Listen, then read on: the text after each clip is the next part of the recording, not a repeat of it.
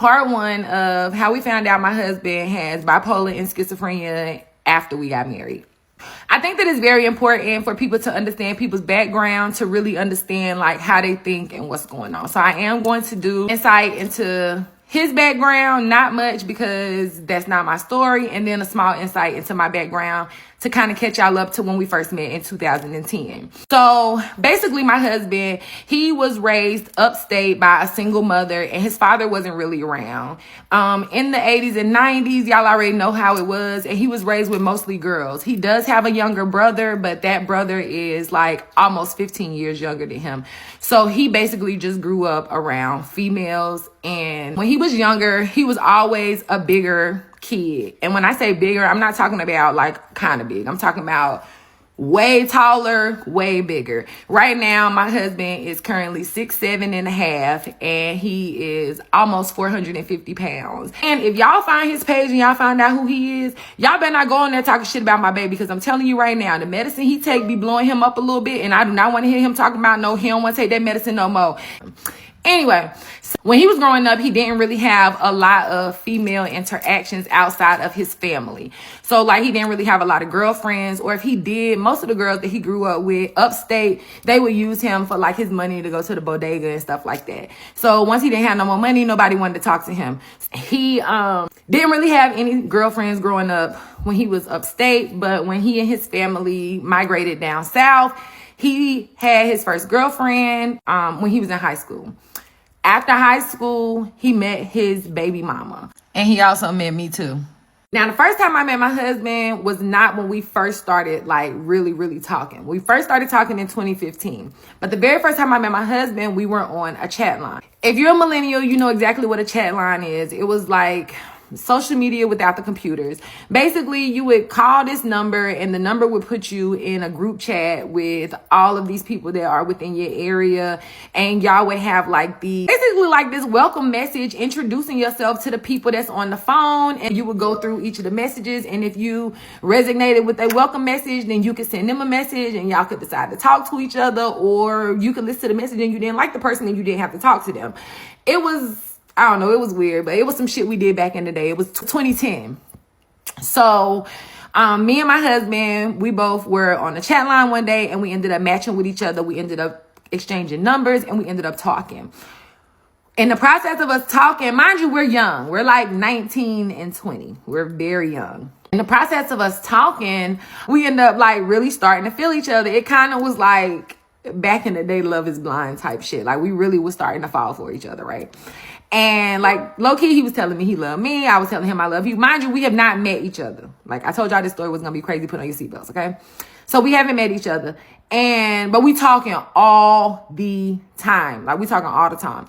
And so one day I'm trying to get in touch with him and I can't get in touch with him. So I ended up calling him. I'm calling back to back. I'm calling back to back. So I finally get in touch with him. I get in touch with him. His mother answers the phone. My current mother-in-law. His mom answered the phone and she was like, hello. And I was like, can I speak to my husband or whatever? At the time, I just said his name. And she was like, who is this? And I was like, this is, and she was like, why are you calling him? And I was like, that's my boyfriend. She was like, your boyfriend?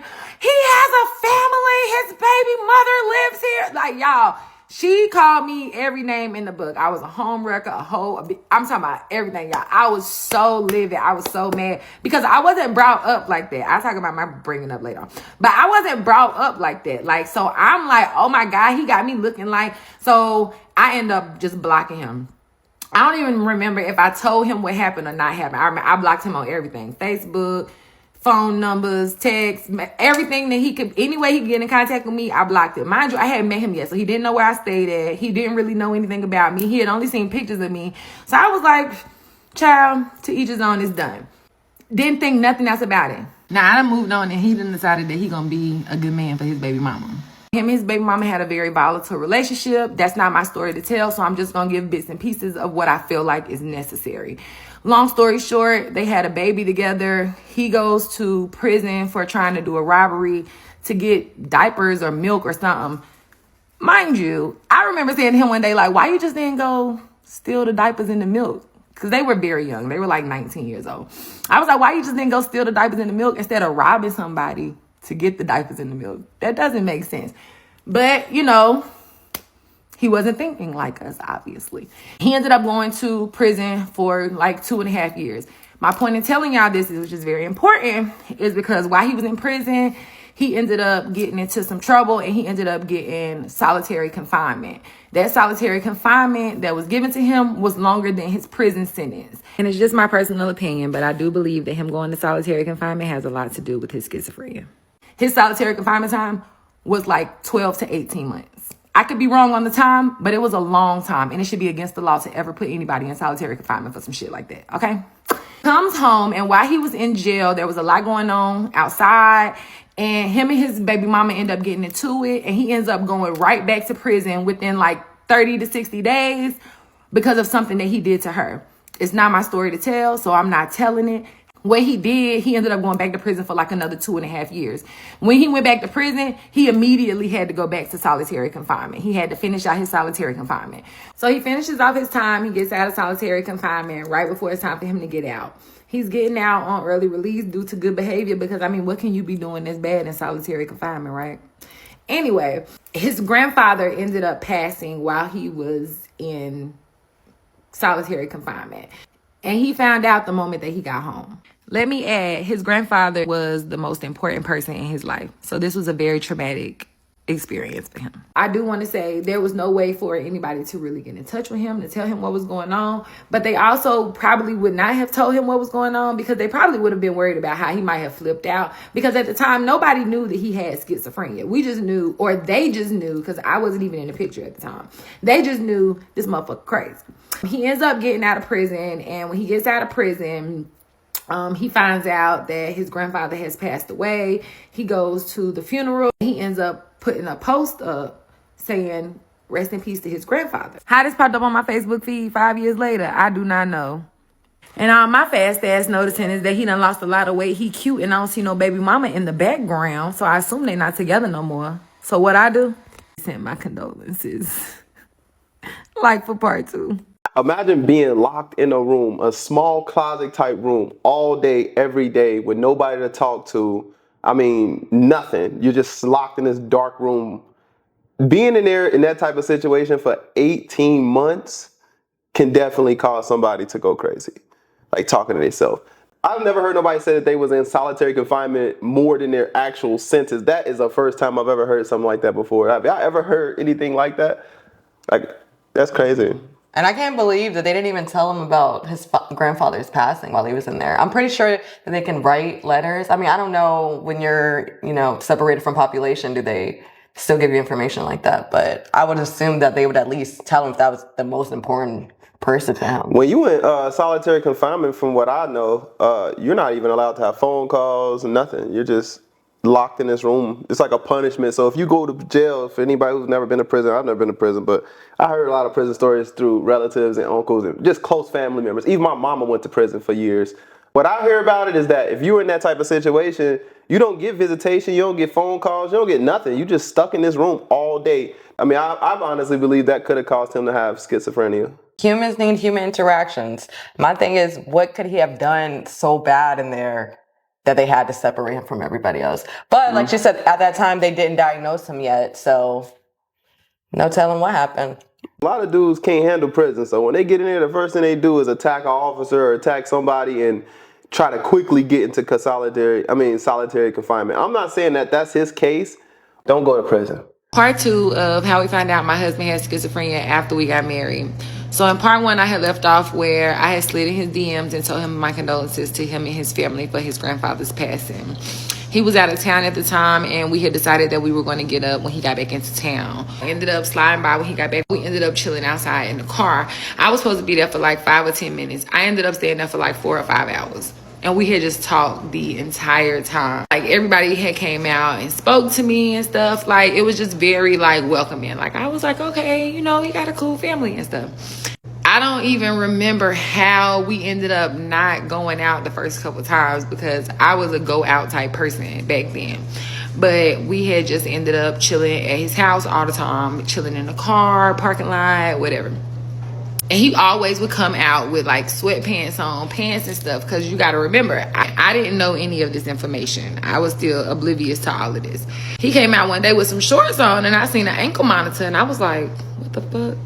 So when he got in the car, I was like, oh my God. So I had already decided, like, after this, I won't be seeing this motherfucker no more. So I tried my hardest, like, to like be like the whole time. But he had been talking so much, it was just hard just to turn it off. I'm just being honest. And so I ended up asking him questions about the ankle monitor and all of that. And that's how he ended up telling me the story that I told to you guys in part 1. But like I said, he was always so persistent. Good morning, good night. Have you ate? How you doing? How your son? At the time, he had his daughter as well. So, like, he would be like, you want to bring your son over here to play with my daughter? Like, we was doing stuff like that. Like, she was moving real fast. He had started working like a blue collar job. So he was making, you know, straight money for a felon. And I had decided that I wanted to go back and get my insurance license. And so I had told him I wanted to go back and get my insurance license. He was like, I'm gonna help you get it. He helped me study day and night for this insurance license. I would be driving, he would be in the passenger seat reading my flashcards off to me. He would pray for me at night. Like, he just, it was like he either was the best of the best or he was like low-key the worst of the worst. There was never really an in-between once the bad started coming. So once I got my insurance license, I started making money that I had never really made before. My mom lived in South Carolina, and at the time her husband was a pastor, and they were having revival. And so I asked him, did he want to go to the revival with me? And he was like, yes. So me, him, his daughter, and my son, we went to church. Mind you, you gotta remember, me and him, they sat on the phone for hours and hours. Like, all we do is talk. Like, we feel like we know each other like the back of our hands. And so he knew a lot about my past, about my ex-relationships and all of that. And there was this particular ex-relationship that I had that had stemmed from the church where my stepdad was a preacher. We were going to this church. And so the guy wasn't there, but the guy's mom was there. And she came up to me and she gave me a hug and we talked for a little bit. And, you know, have a good day, that's fine. We ended up leaving. And this was the first time that I realized that, okay, something's not right.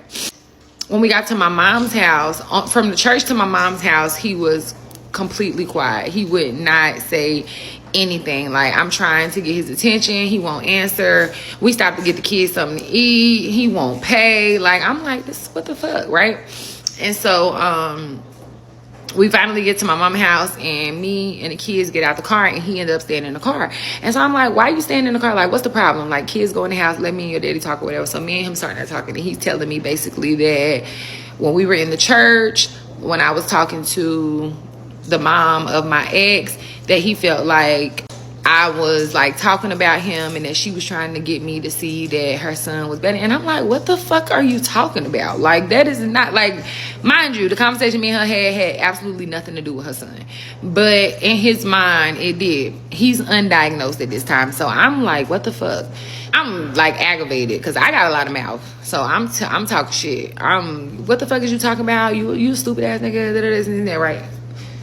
Unbeknownst to me, I'm dealing with a clinically mental ill person. He said he was gonna walk home from where we was at. We was like an hour away from home. Like, it would have took this man like at least 3.5 hours to walk home. He starts walking home, and so I'm driving. Like, I get the kids in the car. I'm like, y'all, we gotta go. I tell my mama, like, Mom, I'm glad we came down here. Thank you for inviting us. I'm getting ready to go. I tell her that he in the car, he sleep or something. I get in the car. I'm driving, trying to find him. We see him walking down the road. I'm like, yo, get in the car. Like, stop playing. Get in the car. He like, no, he not getting in the car. He finally get in the car. When he get in the car, he quiet the whole ride. He don't have nothing to say. I'm trying to talk to him. He don't want to talk. Mind you, I'm a communicator and he's not. So we get to his house. When we get to his house, that's when he starts to tell me. Mind you, since he's been quiet this whole time, this shit just been festering in his head, festering in his head. So he tell me that I'm plotting against him and that I'm trying to cheat on him and I don't want to be with him. And I'm like, what the fuck are you talking about? And he ended up getting out the car. Him and his daughter got out the car. His daughter walked into the house. As his daughter was walking in the house, he turned around to me and he was like, roll down your window right quick. I rolled down my window. He took a cup of sweet tea that he had in his hand and he threw the sweet tea at me. Like for part 3.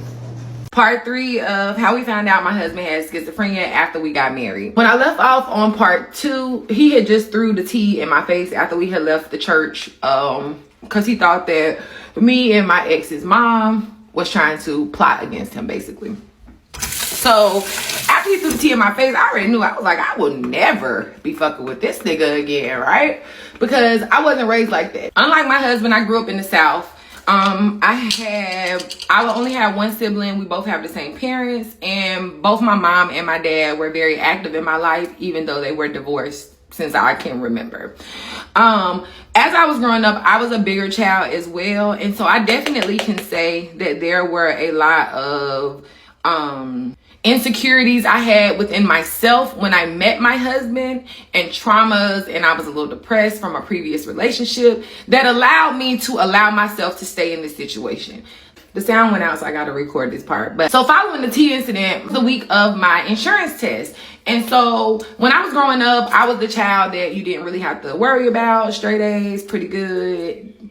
I didn't have to be checked on as much. And I think I became the adult that wasn't checked on as much either. So when my husband, at the time, he wasn't my husband, was checking on me, it made me feel seen, loved, all of that stuff. I say that to say, parents, please make sure that you're giving your kids the little things that you think don't matter. Because my parents gave me everything that I could have ever wanted. And the one thing that I probably didn't get that much of from them is the one thing that allowed me to be in this situation, just being honest.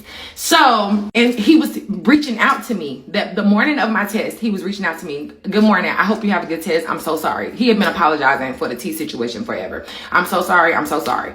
And so, after my test, I hope you got your test. I hope you passed your test. I know you're probably not going to want to talk to me no more. This and that. Very manipulating. Let's be very clear. This is very manipulating behavior. However, nobody else was checking on me about my test. Like, it was just going to be that one thing that I did today that I'm hoping going to change my life, and nobody really acknowledged it, but he was acknowledging it, and it made me kind of let my guard down a little bit. He said he wanted to take me out to eat to celebrate me passing my test, and I allowed him to take me out to eat to celebrate me passing my test.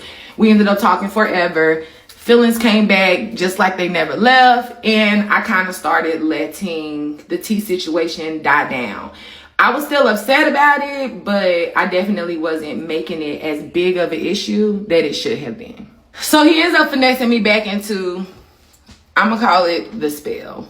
It was like a little spell. I'm not even gonna lie. I remember I used to ask my mama, like, Mom, you think he got a root on me? I literally used, because I couldn't understand or fathom why I love this man so much, because that was not me. You couldn't have told me 10 years ago, 5 years, never, 2 months before I met him, you never could have told me that I was going to fall in love with a man that wasn't going to treat me like, baby, top tier, okay? Like, chef's kiss. Like, you never would, like, you just never would have told me that.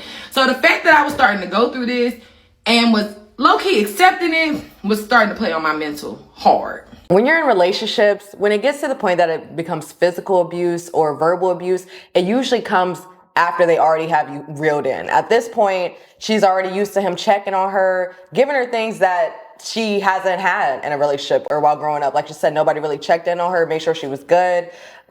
Nobody really celebrated the wins with her because they pretty much knew she was better, just already good. So, yeah. He waited until he already had her reeled in to act this way, to try to walk home. Like him just flipping out in that situation, like his kid is with her. He's talking about walking home, like that whole situation. And then to go as far as throwing tea on her. That was wild.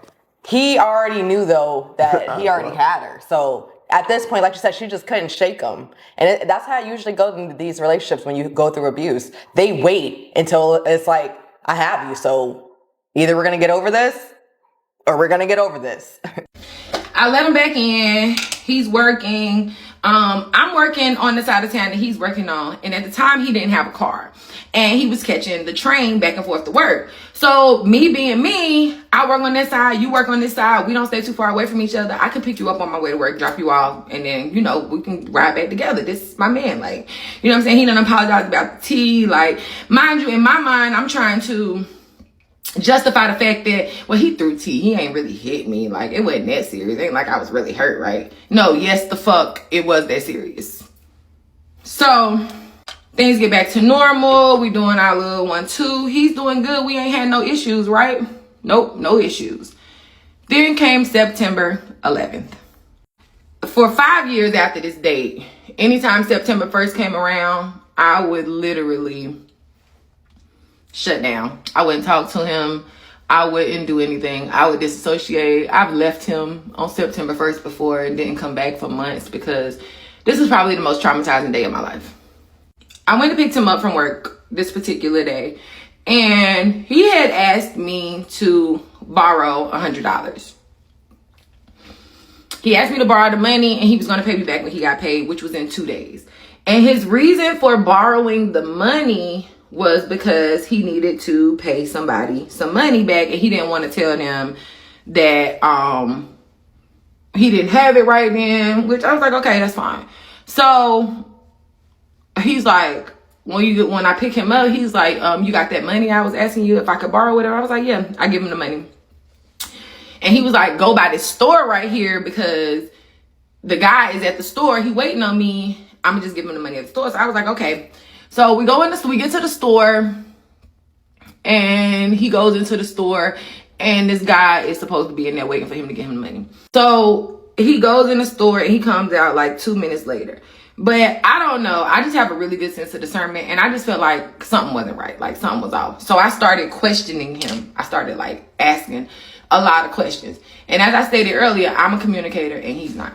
And so I started really questioning him about the situation because I'm like, did this nigga really did he need to just borrow some money and he didn't want to say it? I was more so focused on the fact that I felt like he lied about why he needed $100. Not like that he needed $100.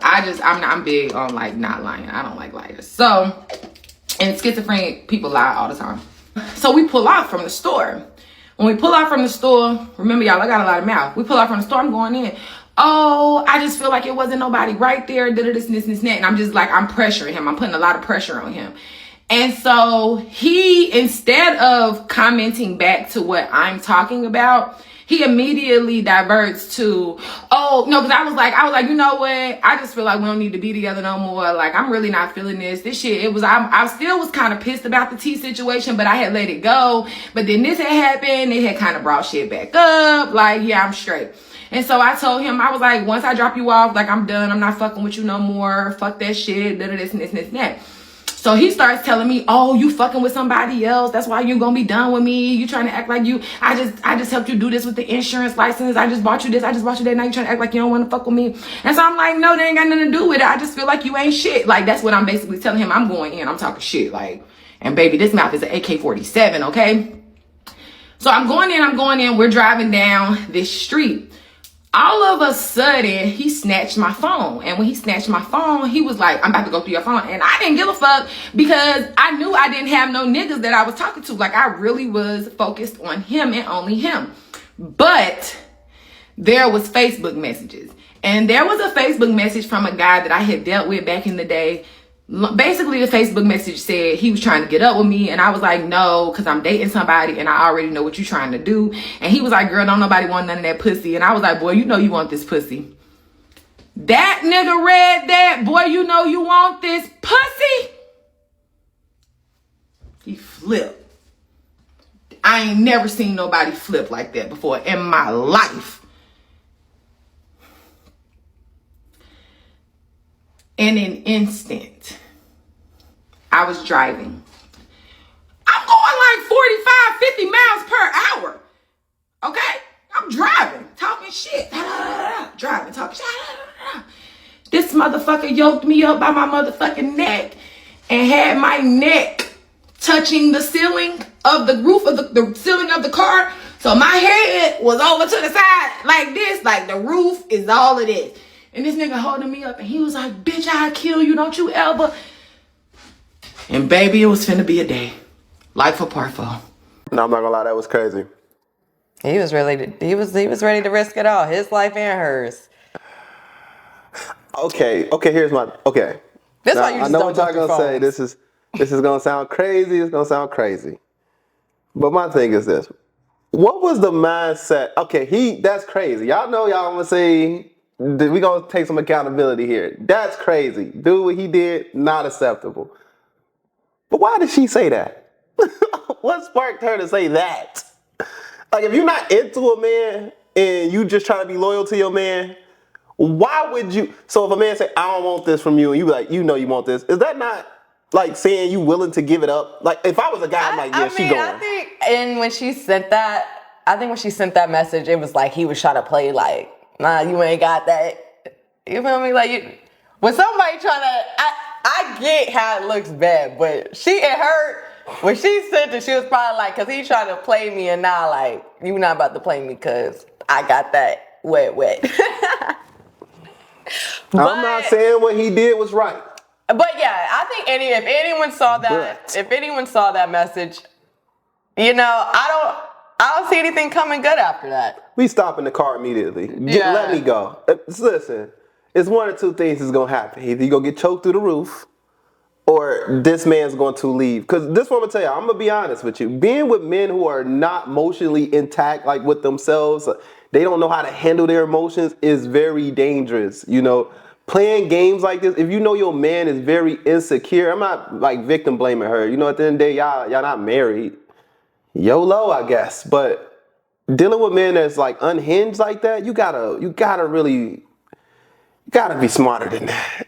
Part 4 of how we found out my husband got schizophrenia and bipolar after we got married. So in the last part, I left off where we were in the car and he had went through my phone and he had saw a message from this guy that he felt was very disrespectful, and he flipped the fuck out. So he had me like jacked up in the car. Keep in mind, I'm driving 45, 50 miles per hour down the road, and I'm like still got my hands on the steering wheel, but like my head is like literally in the ceiling. And so I'm like, oh my God, let me go. So he let me go. So when he let me go, I started talking shit. Mind you, I only got one whooping by my daddy my entire life. I ain't never been hit by a man ever in my life. So I'm talking big shit. Cause who the fuck you think you done put your motherfucking hands on? Fuck, you got me fucked up. Get the fuck out of my car, bitch. Get the fuck out of my car. That and that. He was like, put me the fuck out your car. So I called myself like unlocking the door, acting like I'm getting ready to reach over and put him the fuck out of my car. And he pushed me up against the door. And when he pushed me up against the door, he pushed me so motherfucking hard. I was like, oh shit. I done got myself into some bullshit, right? So I started like trying to talk to him. I'm like, okay, hold up, calm down. He was basically like, no, fuck that calm down shit. Ain't no calm down. You wanted this, what you wanted, this what you got. So he just started talking, like he just saying all this stuff that's been going through his mind about the way I've been doing certain things. Oh, this, oh that. I'm talking about, he was bringing up stuff that I didn't even know was an issue. Like I was just like, oh my fucking God. Oh, Lord forgive me. Just driving and he asked me a question and he was like, the best, it's not funny. It's not funny. He said the best bet for you to do is to tell the truth. And so he asked me, had I ever had sex with the dude that I had messaged? And I was like, no, lying like hell. Before I could get no out my motherfucking mouth, he punched me so hard in my motherfucking face. I couldn't believe it, but I was automatically scared, like petrified. Immediately, the big bad Ciara that I thought I had been in my entire life was gone. Like that fast. My entire life changed in an instant. Oh, he hit me a few more times. I remember one time I jumped out the car. Car still in drive. The car still driving. I'm in the driver's seat. I jumped out that motherfucking car. I noticed my car started rolling. I got my ass back in that motherfucking car. Why, I do not fucking know, but I did. So we drove on down the street for a little while. And finally, I'm like, okay, Ciara, because like he talking, and then he'll get mad and he'll just hit me. And then he'll start apologizing, and then he'll start talking, he'll get mad, he'll hit me. So I'm like, oh my God, this motherfucker's really crazy. Like, I'm at this point, like, I don't know what to do. I'm petrified. So we get to this store and he tell me like he saw that I was getting ready to turn into the store, and he told me, he was like, don't turn into that store. But at this point I was to the point where I was like, if I don't get out of this car, it's no telling like where he gonna take me. Like, mind you, I don't know this much about the guy, about him at this time. Like, I only been known him for maybe like 7 months by this time. So into the store. As soon as I pulled into the store, I grabbed my pocketbook and I jumped out the car and I ran into the store. So when I ran into the store, I'm telling the people in the store, I'm like, call the police, call the police. I got this crazy motherfucker in my car and he's beating me up, like he beating on me, call the police. So the girls start calling the police. I don't know what he was doing while he was outside, but all of a sudden this motherfucker comes into the gas station, and when he come into the gas station, I see the girl behind the store, her eyes get big as saucers. And I turn around, and when I turn around, he grabbed me by the hair, he snatched me down, and I hit the floor. So when I hit the floor, I jump up and I start running. And you know, he's bigger than me, so he, you know what I'm saying, like he kind of having a hard time getting to me, because like we going through, we in a convenience store. I'm going through the chips. Like, I remember one time we went into Subway and I had grabbed this knife. It was like because it was a Subway in the store. I went to in the back of Subway and I grabbed this little knife. And when I grabbed the knife, I was like, leave me alone. Get the fuck away from me, to this and that, right? And he was getting ready to leave, but this little white lady came up, and she was like the only person that took up for me the entire. Mind you, the store was full of people. Nobody did anything. The only person that took up for me was this very small white lady. She came up to me and she said, you want to hit somebody? You hit me. Leave her alone. And he turned to her, and I thought he was getting ready to knock the shit out of this lady. And I literally got scared, more scared for her than I was for me. Because at this time, he was trying, the whole point in him doing all of this was because he was trying to get my keys. He was trying to get my keys so he could leave. So at this point, I didn't want the lady to get hit because of something basically that I felt like I had brought her into. So I gave him my keys. So he took my keys, he jumped in my car, and he left. He left me at the store, and I called my people. I called the police, I called the ambulance. They all came. This motherfucker, this is my husband now, but in the time, he was this motherfucker took my car, the Outer Banks. That's what we're gonna call it. He took my car to the Outer Banks, which was about 4 hours from where we stay. And he had family down there. The thing about my car was, my car had this thing where, like, if I didn't pay my car payment on Friday, my shit was cutting off on Saturday. Like, I had to pay my car payment, or I had to call and get a code or something. And this all happened on, I think it was a Friday. So my car was going to cut off, so I didn't pay my car payment, because I was like, when my car cut off, it'll tell me where the car is, and I'll be able to just go get my car. Because at this point, I'm like, fucking, I literally was petrified. Like, I don't know no other way to put it. Like, I was very scared.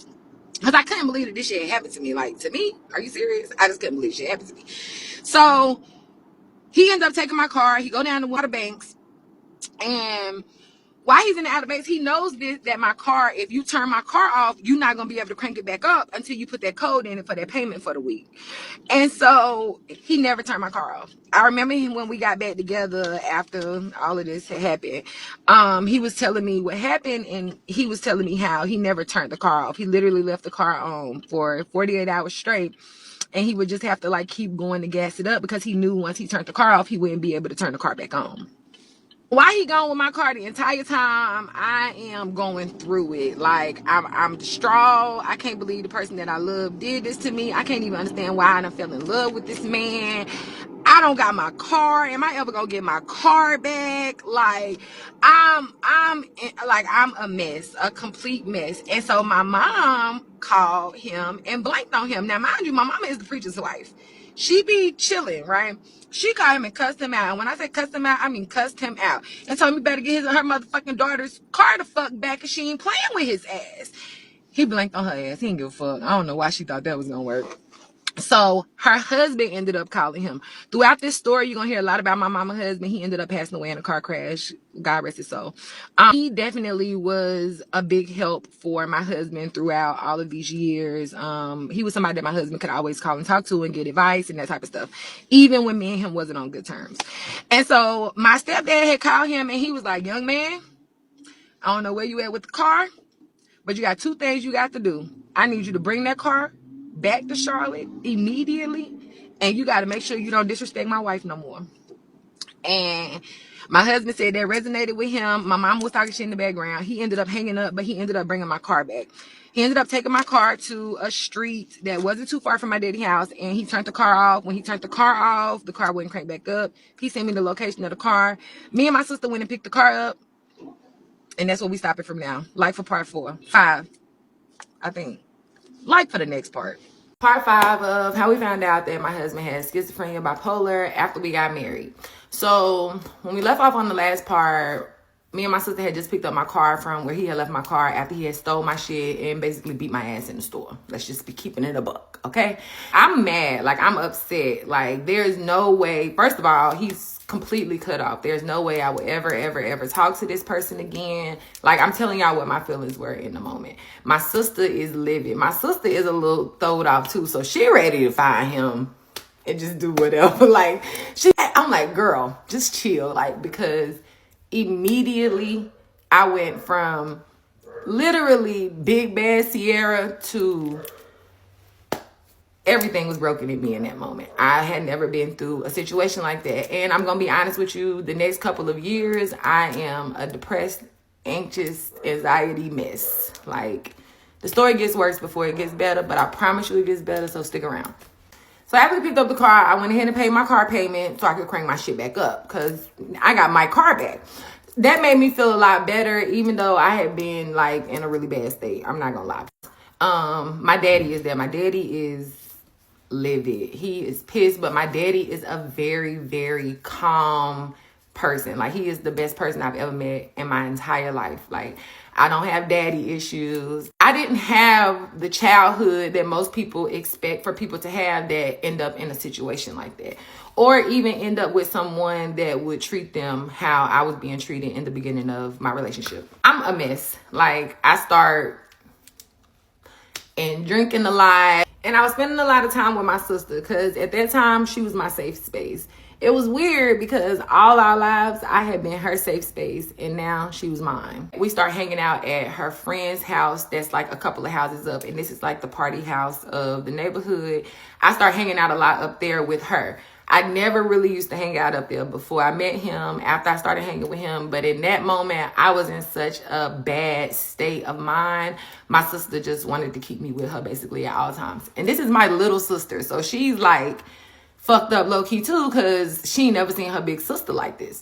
So I hadn't heard from him. He hadn't tried to reach out to me. Some of his people had reached out to me just to check on me because, like I said, at the time, nobody knew that he was clinically mentally ill, but they knew like this motherfucker would pop off and do some crazy shit. Like, it wasn't just like he was just like a abuser to female. Like, no, he would just blank out on anybody. This wasn't like no just for a relationship. Like, he really was having internal issues that he didn't even know he was having. So how can you control something that you don't even know that you have to try to control? I think that's what people are missing in this story. They're like, oh, this just sounds like abuse.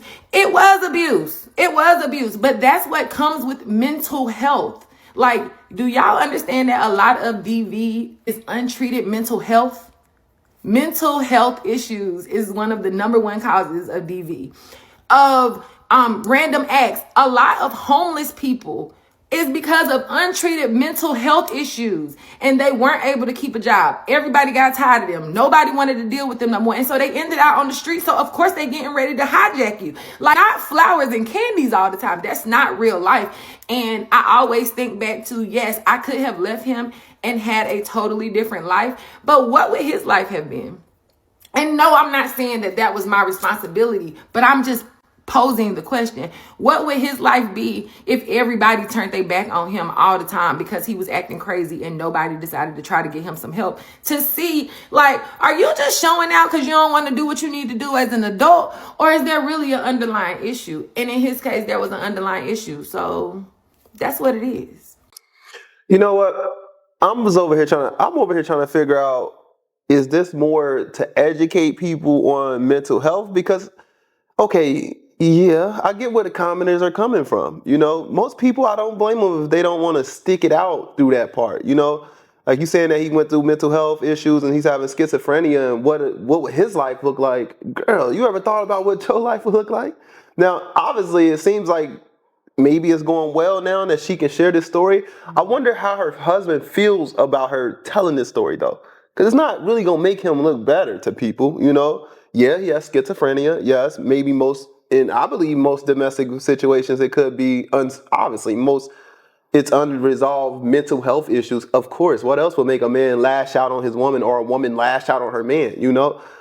But it's just like, is this to teach people to stick it through, you know? I think he probably wouldn't mind, because the fact that he probably continued lashing out is what made her realize, like, no, there's something more than, oh, he's mad at me right now. Like, it could probably happen at any moment. And this is when she started realizing, like, no, we need to get you some help. So Yeah. this is probably what ultimately led him to get checked out and figure out that he has schizophrenia. Because right now, like she said, if you see somebody that's just violent like this, you just think, oh, they just a hothead, or, you know, some people just not going to want to deal with it. And if she didn't stick it through, and unfortunately it took a lot of different events for her to realize that this was an issue and that, you know, they had to go seek some help. Her sticking it through is what made him go seek that help. So he had reached out to me. He couldn't get in contact with me. He had called me from an unknown number. I answered the phone. When I answered the phone, it was him. And he was just like, I just want to know you okay. I lost it. I started screaming in the phone. I was crying, like literally, like I'm in full-blown PTSD at this time. I didn't want to talk to him. I didn't have nothing to say. I was just like, just go turn yourself in. Like, please, like I done filed the papers. You done gave me my car back, so they're not going to charge you with the grand theft auto. Just go turn yourself in. Because honestly, all I wanted him to do was go to jail, because I was scared. Because I was like, this motherfucker will come back and beat my ass again. Like, I had never been, I know I'm smiling, but that's a thing that I do from childhood. Like, don't take me smiling thinking that I think shit funny all the time. But I do be thinking shit funny all the time. I'm sorry. That's just who I am. Like, y'all gonna have to get with it. Ends up going to turn himself in, and they give him a bond. He can't get out on bond, and he stays in jail for... They never gave you a bond?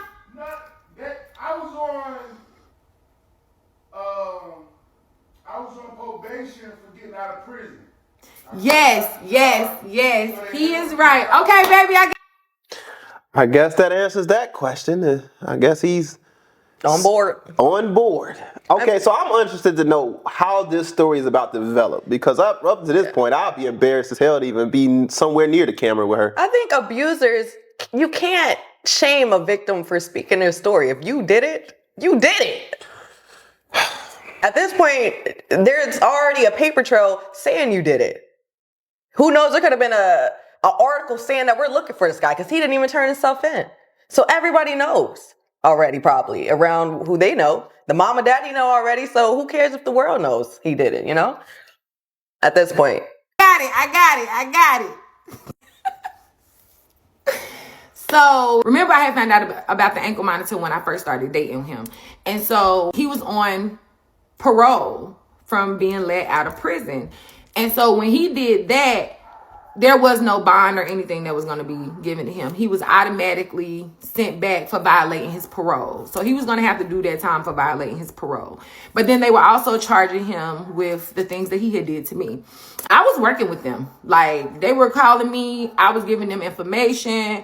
The only thing that I felt like I wanted to see the video from the store, and the ADA was just like, I just really, really don't want to show you this video. And so I never got to see the video. That shit kind of pissed me off, because I really wanted to see it. Because, like, who are you to tell me that I can't see it? But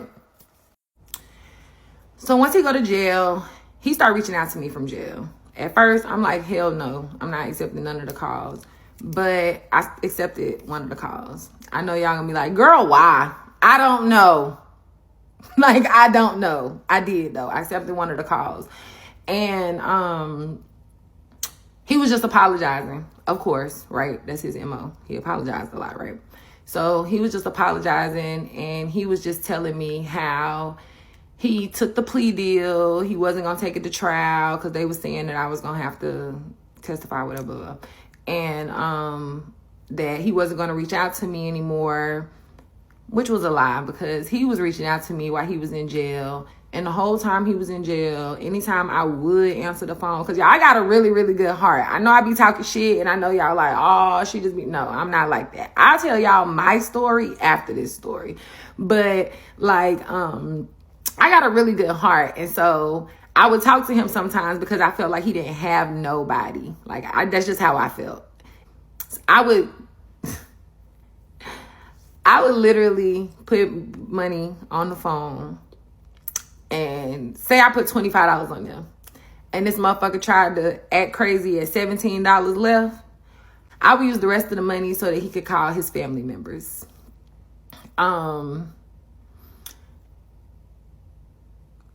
Most of these calls was him telling me how we were going to be back together. He didn't mean it. It would never happen again. And me telling him we will never get back together. I don't know why he keeps saying that. Boy, stop calling me. But I still was putting money on the phone for him to call. I'm just being honest, y'all. We being transparent throughout the story, remember?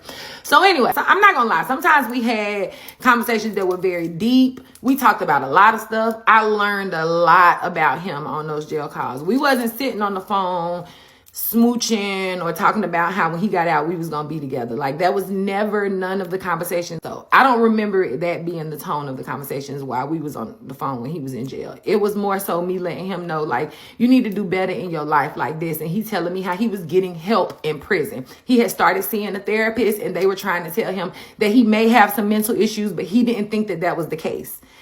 At that moment, I started looking into stuff because I'm like, you know what? This motherfucker might have some mental issues. And I remember I tried to diagnose him with some type of, like, I used to try to diagnose him with all kind of shit before he actually got diagnosed. I never diagnosed him with schizophrenia and bipolar. And I remember asking the doctors, like, why would y'all think it was that? And when they explained it to me, it all made sense. That's a later conversation for a later day. About 3 months into his sentence, we had gotten into a few arguments, and I was just like, this isn't worth it. Like, this person had done all of these things to me. Like, why am I still talking to them? And I stopped putting money on his books, and we stopped communicating. So he ended up getting out, and when he get out, I would never forget this day. I didn't even know he had got out of jail. 6 months, 7 months done passed, and this number come in, and I'm like, damn, this number look familiar. Because you got to remember, months done passed, so I haven't seen this number in forever. Like, I was like, this number looked familiar. I answered the phone. I was like, hello. It was silence on the other end. So I was like, hello. And he was like, how you doing? My motherfucking mouth dropped. Like, for part 6. Part 6 of how I found out my husband had bipolar schizophrenia after we got married. So we get ready to go out, so I got to make this quick. So when we left out on the last part, he had called, and I was like, oh my God, I can't believe this is him calling. I think it's very important for you to understand what my mindset was when all of this was going on. So let me just give y'all a quick little recap. Before I met my husband, I had been single for about 4 years. Long story short, the guy whose mother that my husband felt like I was plotting with in church, right? And everybody thought we was going to get married from the time we was like 14, 15 years old. And that's what was in my head. And I thought that was what was in his head. But obviously it wasn't, because I'm married to my husband that I'm currently married to now. We ended up dating for a long time. We ended up doing the whole teenage thing. And we broke up when we were about 20 years old. And we were supposed to be taking a break. And we were talking to other people. Both of us knew we were talking to other people. But we were under the impression that we were going to end up getting back together anyway. Like, instead of us getting back together, he ended up dating this girl. I knew he was dating the girl, but I didn't mind because I was dating other people too. But he ended up dating the girl. They ended up getting married. How I found out that he was getting married was the weekend before the marriage. My mom called me that she was filling out a wedding invitation. I asked her whose wedding invitation she was filling out, and she said the guy's name, and I was like, who? And she was like, yeah, girl. And I was like, oh my God. I went into this deep depression. I went into the room for about 3 or 4 months. I lost like 50 or 60 pounds. And this was before depression was depression. Like, nobody was really into mental health back then. This was like in the early 2000s. And so from that time to the time that I met my husband, was about a 4-year span. I had been meeting different guys, but never nobody that was really sparking my interest or somebody that I felt really understood me or was making me feel. Honestly, I was looking for somebody that made me feel like my ex had made me feel.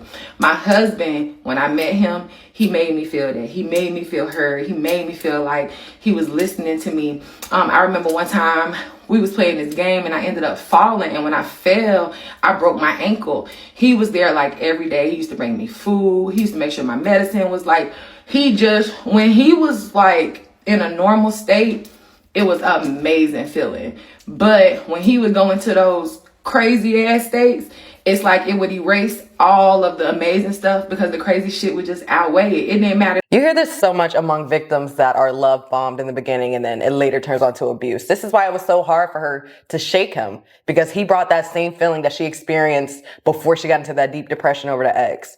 Feeling seen, feeling heard, feeling like somebody cares. Yeah. And it's just so crazy because once those abusers get you there, when it switches, it's like this whole time they can keep it together, and then boom, when they know they got you, mask off. Yeah.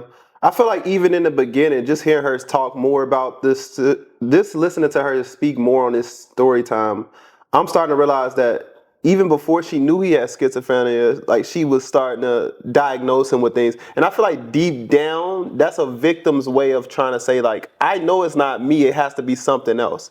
Like, it can't be me the reason why he's beating on me, it can't be me. So she's trying to say, oh, he's mentally, you know, she just diagnosing him with all these things. And in my mind, I feel like it's giving him excuses. And it just scares me in a sense, because if you say, okay, he's admitting like, okay, I had schizophrenia, we just gonna wash it away since it's gonna pretend like it never happened. Is it happening today? If we gonna be completely transparent, when was the last time it happened? Yeah. That's what I want to know, because if he can just get a pass for it, and he in the back just like, yeah, you know, yeah, it happened, I did it, but I had a problem. And it's like, so if it happens again, are we just gonna just wash it under the rug, or how I want to know eventually what happened to make him stop? Because if he still has it, then that means he still has the he might end up doing it again, you know? Not trying to say people with schizophrenia are bad people, but if you can go 0 to 100 like that, and you was just doing that, like, I'm just interested to know ultimately how this all is about to play out. The crazy shit was 10 minutes and the normal shit was 2 months. That crazy shit would outweigh the normal shit every time, and I just couldn't understand it. Anyway, I fell deeply in love with my husband. Like, at this point, I don't know if it's love, lust, infatuation, but we in it, okay? Soul tied at this point. Like, shit was serious, because as soon as he said, what's up, or hey, as soon as he said what he said on the phone, every feeling that I felt for him came back as if nothing had ever happened. Honestly, females, you gotta watch out for that, because at the end of the day, even though this ends up being a good story, you shouldn't have to go through all of this. I'm just being honest. And people have to want help for themselves. And it's not your job to put your life on hold to help somebody. That's all I'm saying. But don't ever think I don't regret marrying my man, because I love my man. My man. Okay? Anyway, he called, he said what he said, and I just told him, I was like, you know, listen, let's just keep it at what it is. Like, I'm getting better, I'm not worried about what happened no more, but, you know, we done got over that from a conversation that we done had while he was in jail, but I just don't really want to, you know, continue this or whatever. And he was like, that's cool. Child, he started calling me every day. And I would answer every day. Conversations went from 1 minute to 3 minutes to 5 minutes to 30 minutes to an hour. And I'm speaking on the phone with him because, of course, my family absolutely hates him. I'm like, girl, I know you're not talking to that nigga that beat your ass in the store. And there was no way I was gonna tell him I was talking to the nigga that beat my ass in the store. Like, of course. So not the one you just put in jail. We would just be talking, and it was a lot of understanding that I felt like I needed from September 1st. Which I really didn't need that closure, but at the time I felt like I did, and we do he was really giving it good to with me. these So stories. It's crazy. We try to avoid we ended up, I don't even know how to explain it. Those conversations turned into us started back to go back out. He was taking me places. I was constantly bringing up the shit that had happened, and he was constantly apologetic. He felt like he was just like, oh, I'm sorry. Like, he was really giving it off. Mind you, y'all, I have a great sense of discernment. Like, I feel bullshit immediately. And the moment he really believed in what he was saying, but when he flipped the fuck out, It wasn't nothing that he could really do about it. Like, I'm not even trying to be funny, I'm not taking nothing from him. I'm just telling y'all what happens. So one day, we on the phone. I know you about to beat it up. We basically done created a trauma bond with each other at this point. So one day we're on the phone and we're talking, and a song called "Married" by Tink. If you don't know who Tink is, the nigga created the trauma and trauma bond Mary with her. came on, and in the song she say, "Maybe we should wake up and get married." We was on the phone and that song came on, and he was like, "Would you marry me?" And I was like, "Boy, shut up, like, stop playing." And he started talking. He told me how he's serious. And for a week, he played this song. For a week, he played this song. And I was like, no, like, stop. But y'all, honestly, Love played it for a week. I was just falling more and more in love. Of course. I was starting to To this forgive point, what this had shit is happened toxic. at I don't care what the fuck he talking about. This I'm is just being toxic as honest. fuck up until this point. And he was back to being normal. And so I was like, Hell no. I'll think about it. On a Thursday night, we had the conversation. And then that Friday morning, we went down to the magistrate. She wanted to get married so bad. Now, on the day of our wedding, nobody knew we was getting married. On my side of the family. Nobody even really know I was talking to this man. You understand up what I'm until this saying? point, she didn't even know he had He is schizophrenia. long gone, completely out of here, right? But when his people knew. So earlier that day, I had my sister go with me to the mall. I'm saying, and he was already beating her ass randomly, snapping out and shit. You knew something was wrong with this nigga. I wanted to get married. Still got married to him. Psychologically, what color dress would you buy? You would buy a white dress, right? Y'all, I bought a black dress. What? A full-on black dress. I'm gonna post a picture of us. I'm gonna find it and put it in here somewhere. A full-on black dress to get married in. Okay? That told me. I bought a black dress. That told me all I need to know. And I told my sister that I had something I needed to do later on. I'll see her later on that evening. I dropped her back off at my daddy's house. And my daddy house, when I left my daddy's house, I went to a park. I parked inside of a park. And I got in the backseat of my car. I took my clothes off. I put on my black bridal gown. I did my makeup in the car, and I went downtown and I called him and I was like, "Where you at?" And he was like, "I'm here." Like for part 7. Part 7 of how we found out my husband had schizophrenia and bipolar after we got married. So when we left off, me and him was meeting at the magistrate because we had just decided to go get married, basically. And my family didn't know that we was getting married. A few people in his family knew, and they came to sign the paperwork saying that we had got married. But other than that, nobody in my family knew that we was getting married. And after we get married, we get a hotel room, and we stay in the hotel for the whole weekend. Lovey-dovey. I mean, honestly, it was like the best weekend. We just had a great time just laying around, no responsibilities. I had told my people that I had went out of town, so they was watching my son for me. Mind you, we not living together. We supposed to be looking for somewhere to live the following week. After we have this amazing weekend, I go to drop him off at home. And on the way to drop him off at home, I know this gonna sound crazy, but you gotta remember what we talking about here, mental health. He just always wanted to be around me. I don't know how to explain it. To this day, he still want to be around me like all the time, but he understands like we can't be together 24/7. I'm not even the type of person that likes to be up under people 24/7. So to be married to somebody that wanted to be up under you 24/7 was a lot for me to get with, you know what I'm saying? And we had already extended the amount of time that we were staying at the hotel. He was going back to his people's house. I was going back to my people's house.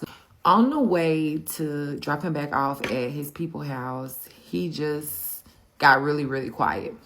Anytime he would get really, really quiet, my brain would start working overtime trying to figure out, oh my God, I hope he not. This is that trauma response. Like, this is what happens after you've been abused. You try to figure out, oh, what's wrong? Are they about to flip out right now? You're always on edge. And at this time, she's not realizing it, but this is really causing something in her body, like this anxiousness. This is just the cause of being abused. And it's sad that she has to go through this. And this is even after she got married to him. And, you know, she doesn't know what he's thinking. She's a communicator, and he instantly shuts down when something is wrong. So just imagine what she's thinking. Is it me? Is he going to flip out? Did I do something wrong? Like, all of this is going through her head while she's still married to him. Like, love. Love is blinding for sure. Tripping. I hope this motherfucker not gonna flip out. And anytime he would flip out, 9 times out of 10, it would be him somehow coming up with some story about me cheating on him. Like, y'all, I would not be cheating on him, and he would just all of a sudden come up with a story about me cheating on him. On our way to drop him off, he got really, really quiet, and I was like, what's wrong? You know what I'm saying? Like, the closer we got to his house, I could tell that something was wrong. And he was like, he was just thinking about how my phone was on silent the whole weekend. And I'm just like, yo, there's no way this motherfucker gonna start this shit. Like, we just got married on Friday. This is Sunday. I was just like immediately aggravated because I done forgave you for all of this shit, and you asking me about my phone being on silent, and I just married you. Like, you can't be serious. I immediately got aggravated, and I just started pop, pop, pop, pop, pop, pop. And that's a trigger for him. And to this day, I know it's a trigger for him. Like, if I don't give a fuck, then I'm gonna pop, pop, pop, pop, pop, pop, pop. But if I'm really trying to get him to hear me, and I'm trying to have like a real adult conversation with him, I have to make sure that I've allowed myself to calm down before I talk to him. Because if not, it's just gonna end up being us arguing and him leaving until he calmed down, and then he'll come back home. So I'm aggravated or whatever. From the time we got off on the exit to the time we got to his house, which was probably about a 4 to 5 minute drive, we went from arguing about my phone being on silent, him being mad about me being honest about some of the things I did while he was in prison, and him feeling like that was me cheating on him, and me being like, how was that cheating if I told you we wasn't never gonna be back together? To him going back and talking about the dude from September 1st, and me talking about, I can't believe he bringing this up because I'm traumatized by it. And everything just built up like so fast. So we pull up in front of his house, and he get out the car and he tell me to leave. There's going to be a pattern in this story where he's telling me to leave, or he's telling me to leave him alone, and I won't. And I will just keep. And so I do believe that there were so many times that I had the power to walk away from a situation, to walk away from things that were happening, and I didn't. I literally stayed until it got to a peak, and then he would like spaz out. And I'm not gonna say play victim. I wouldn't play victim, but I would overly indulge in what happened to me instead of what was the build up to what was happening, if that makes sense. When we get to his house, after he told me to leave, I won't leave. His mama come outside. I'm talking to his mama. Like, I'm upset because I just married this man. And mind you, my family do not know I'm married. They think I'm out of town now. As I'm sitting here thinking about it right now, like, just batshit crazy at this point. I don't even know how to explain it. And he just kept telling me to leave. He kept telling me to leave. He said, all right, bet, don't leave. I'll be right back. So I'm like, what he gonna do? Come out here and hit me? That was my favorite line for 4 or 5 years straight. Anytime some shit, what you gonna do? Hit me? I would say that shit so much it wouldn't even be funny. I just wanted to say this. If you are very close with if you really want to know if you're dealing with a narcissist or somebody who is very controlling or abusive, use your family as an example. If you are close with your family and you get married to a man and nobody knows, that has to be the biggest red flag of it all. If you're not close to your family, then this ain't going to apply to you. But if you're very close to your family and you take their feedback very seriously to the point that you're hiding your husband, that's a red flag. Just for future references, for women out there, she's learned to cope with it, but if women, a lot of people ain't got the capacity to deal with some stuff like that. And I'm one of them, because women can have schizophrenia as well. I could not deal with somebody having manic episodes and stuff like that all the time. I'm sorry.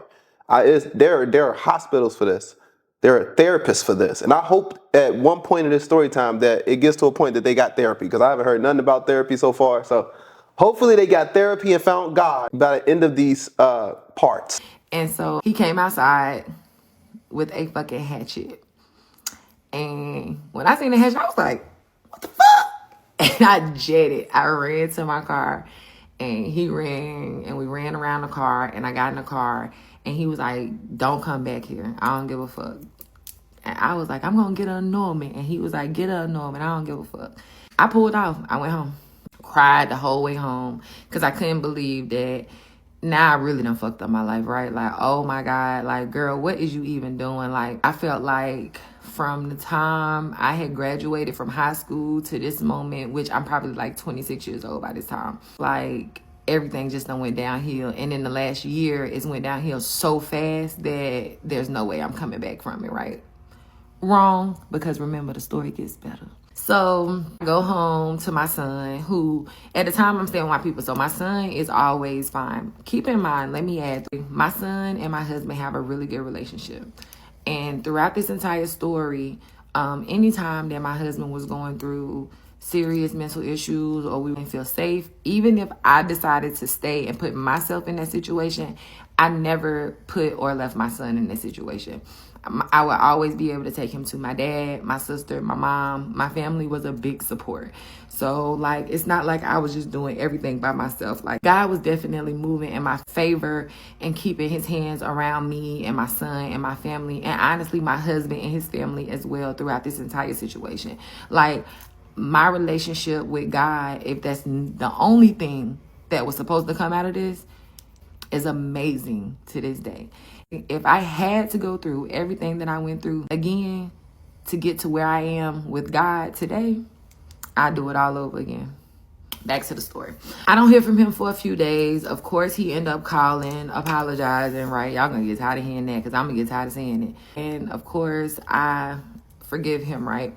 But I let him know, like, I'm not gonna be able to stay married to you. Like, I do think we made a mistake. I'm going to get an annulment. And an annulment is where, like, you can unmarry somebody within the first 30 days and it'll never be in records that you were actually married. Well, the thing about an annulment is, if you don't know what you're doing, you need a lawyer. And nobody at the courthouse is trying to tell you what you need to do. So I wasn't able to get an annulment. So I started looking into getting a divorce. And so I had to reach out to him because I'm letting him know, like, listen, I'm trying to get a divorce. I need you to, work with me to get this divorce or whatever. Me and him meet up to get a divorce. But instead of us meeting up to go to get a divorce, we end up meeting up and having sex and chilling and falling right back into the same cycle. And so we start doing that. We stuck in the loop, right? And so maybe 3-4 months we doing that. My people still do not know that we are married. They do know that I started back talking to him because the kids had brought his name up one time. So I changed his name for the kids. Because mind you, he's only been around for about a year, and 6 to 7 of the months he was in lockup. So I ended up telling them that his name was Mike. So, like, if they brought him up around my parents or my sister, that they would call him Mike instead of his name. To this day, my son still calls him Mike. So I'm like, definitely not gonna be able to move in with this motherfucker. Like, even during our good times, like, I'm like, no, like, I don't trust it. I can't move in with you. So we're married, but we do not live together. He's always talking about how we need to live together, And then he ended up showing out one time on me. I don't remember what happened, but so we in this loop for a couple months, and I'm like, I'm tired of it. I can't do this no more. And he's trying to talk to me, and I'm like, no, I don't want to talk to you. Like, don't come over here. Don't come see me. And he like, I just want to talk. And usually, like, I would just talk. But this time I was like tired. I was like, no, I don't want to talk. So he ended up calling, and I ended up talking to him just a little bit. Of course, you give somebody an inch, they want to take a mile. He was like, I'm getting ready to pull up. Can you come outside and talk? And I'm like, do not pull up. Like, if you pull up, I'm hanging this phone up and I'm going in the house. Because he knew I was standing outside on the porch. He ended up pulling up, and when he pulled up, I hung up the phone, I walked in the house, and I closed the door because I'm like, I got to start doing what I said I was going to do, right? I closed that door. Next thing I hear, this motherfucker had threw a brick through my window. Like for part 8. Part 8 of how we found out my husband had schizophrenia and bipolar after we got married. Now, I'm going to be honest with y'all. I didn't think this was going to turn into no part-time job. But since y'all got me on the clock, here we go. At the last part, he had just broke my car window. I ran back there to my daddy room, and I was like, oh my God, Dad, Tyrell just broke my window. And he was like, damn. I know every time I went to my people and told them something about my husband, they probably was like, if this bitch, it's no way they wasn't, because I would be. I'm gonna be honest with you. But in the moment, I was just doing, I don't even know what I was doing. I was just doing shit at this point. Next day, I called my mom and I told her what was going on because the car was in both of our names. And so she was like, if I didn't go put a restraining order out on my husband, she was going to go put a restraining order out on him. And she was also going to get charges filed for him for property damage. I didn't want that to happen to him. I didn't. So I had called him and I was like, listen, my mama is getting ready to press charges on you and she going to put a restraining order out on you. Like, you need to pay for this window ASAP. So the next day he came, we met, I think, or something. He gave me the money to pay to get my window fixed, and I went and got my window fixed. Now, I'm not fucking with him. I already wasn't fucking with him before he broke my window, and him breaking my window did not make me want to fuck with him even more. Like, I was mad as hell. But I wasn't like, honestly, I was just happy that this motherfucker didn't put his hands on me, if I'm being honest. Like, it had got to the point where, because things had got so bad at certain points, things that should have been bad wasn't that bad. I can deal with this. But honestly, you shouldn't have to deal with nobody hitting you, breaking your stuff, none of that. All of that is abuse, okay? And even though they may have a mental issue, you still have to protect yourself, keep yourself, and keep your stuff safe. He gave me the money to pay for the window or whatever. And I went and got the window fixed at this like one day thing. And so I really wasn't tripping because I don't know why. I just wasn't. Like, I was mad about the window, but I wasn't tripping because in my mind, I had already told this motherfucker that we was going to end up getting a divorce. Like, so for a long time, even if I talked to him or went out with him, I would be like, you know, we still gonna get a divorce, right? And he would be like, yeah, but no, the fuck he did. So after I got my window fixed, I went out to my mama's house, and I remember my stepdaddy was laughing at me. And that shit made me madder than my husband actually breaking the window, y'all. And I don't know why. It was displaced anger. It was so much. I'm chopping up vegetables. And I actually never truly forgave my stepdad. And when he passed away in a car crash, it really sat hard on me because I held a grudge about something that I shouldn't have held a grudge about. Don't fall out with people about stupid shit. It's not worth it. Life is too short.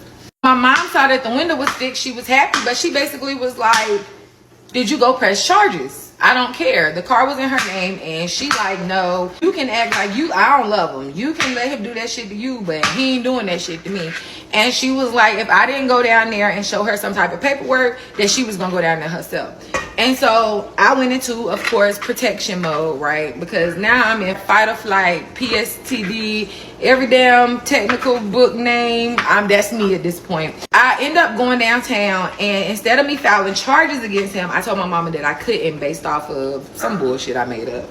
But I did do a restraining order, and I was cool with the restraining order because, mind you, throughout all of this time, whether I'm with him or whether I'm not, there's still a piece of me that's always afraid that this motherfucker gonna pop off at any time. So I went down and I filled out a restraining order. Now, if you ever had to put a restraining order on somebody, I hope you didn't, but if you did, the paperwork is like this thick.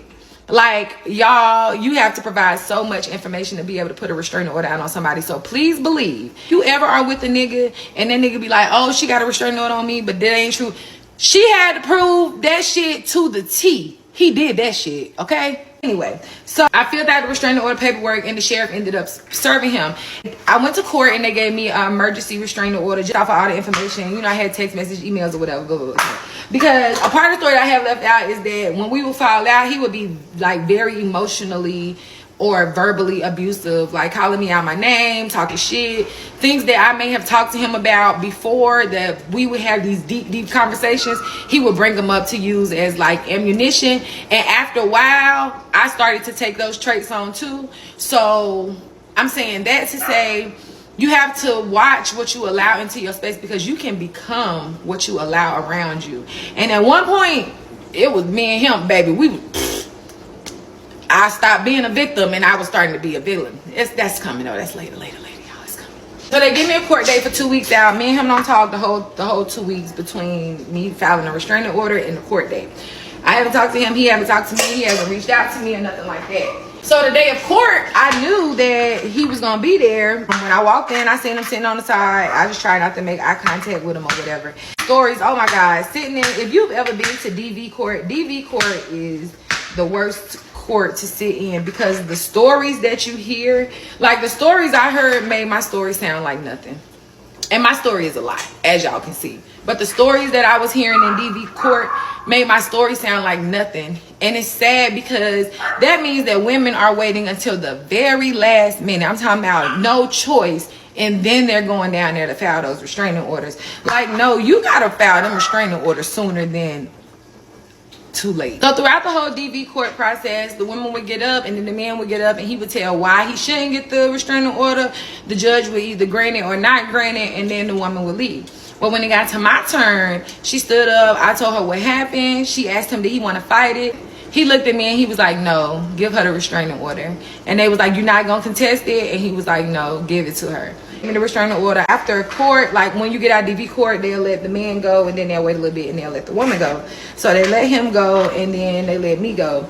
And when I was walking out, he was standing at the bus stop and he seen me and he looked at me and I looked at him and he was like, do you want to smoke? Because at the time we were smoking. And so I was like, you ain't even supposed to be around me. Like, you literally can go to jail for even asking me, do I want to smoke? He was just basically like, he didn't give a fuck. Like, he just wanted to talk to me or whatever. So we ended up going to talk. And throughout this entire restraining order, we are talking. So it would be times where we wouldn't be talking, but we would be talking. And like, you can drop a restraining order, but I never went down there and dropped the restraining order. Even if we were doing good, I will always have my restraining order because if this motherfucker flipped out, I would call the police. And when I say I called the police so many times, even if you don't leave, call the police. Even if you don't leave, make sure they have record of what's going on. Even if you don't leave, make sure that you are letting people know what's going on. Like, because if nobody knows and when shit goes all the way south, you're going to be fucked up. And that's something that played as a positive in my story. Like, I wasn't ashamed. I was like, no, this is what's happening. And my dumb ass is still fucking with him. And I don't know how not to, but I need to make sure that y'all know that this motherfucker flip out. And when he do, I need y'all to get here fast. Like, that's where I was at. Time go by. We on and off. We having really good moments. He'll end up flipping out about something. I'll stop fucking with him for like a week and a half. I'll be right back with him. We'll be good. Everything will be going great. He'll end up flipping out about something. I'll be right back with him. That goes on for about a year. And then the restraining order is over and you have the opportunity to either go get another restraining order or don't. At the time when the restraining order ended, there wasn't anything going on. And so I didn't want to go down there and fill out that paperwork. And that's I was like, I'm not going to go get the restraining order. Well, we ended up falling out. But when we fell out, he didn't show out. He was like, I'm tired. You tired. Like, I'm just going. And I was just like, now, mind you, I've been going through this cycle with him for so long. So when he did that, I was kind of like, he must have got another bitch. Regardless of if he did or not. Girl, what is you even talking about? This man done did X, Y, and Z to you, and now you worried about if he got another bitch. But that was my mind state. Like, that was what I was thinking. And you couldn't tell me shit because I done went through all this motherfucking shit with him, and now he think he finna act like that's kind of where I was at. And I know it sounds crazy. Like, me saying it to y'all sound crazy. But we keeping it a buck in this story now. So one day I ended up pulling up at his house. Mind you, he told me not to come, but I pulled up anyway because he had pissed me off. We were arguing. And his people was basically like, listen, if this what you came over here for, no. Basically like, don't come over here getting this motherfucker all riled up and then you leave and we got to deal with this shit. Because that's basically what they were saying, and they wasn't wrong because that's exactly what would be happening. So I ended up leaving. When I leave, I'm calling him. I'm still blanking on him. I can't even remember exactly what the situation was. But as I'm driving down the street, I'm cussing him out. I'm blanking on him. I'm not paying attention to the road. And I slam into the back of a pickup truck at 45 miles per hour. Like for part 9.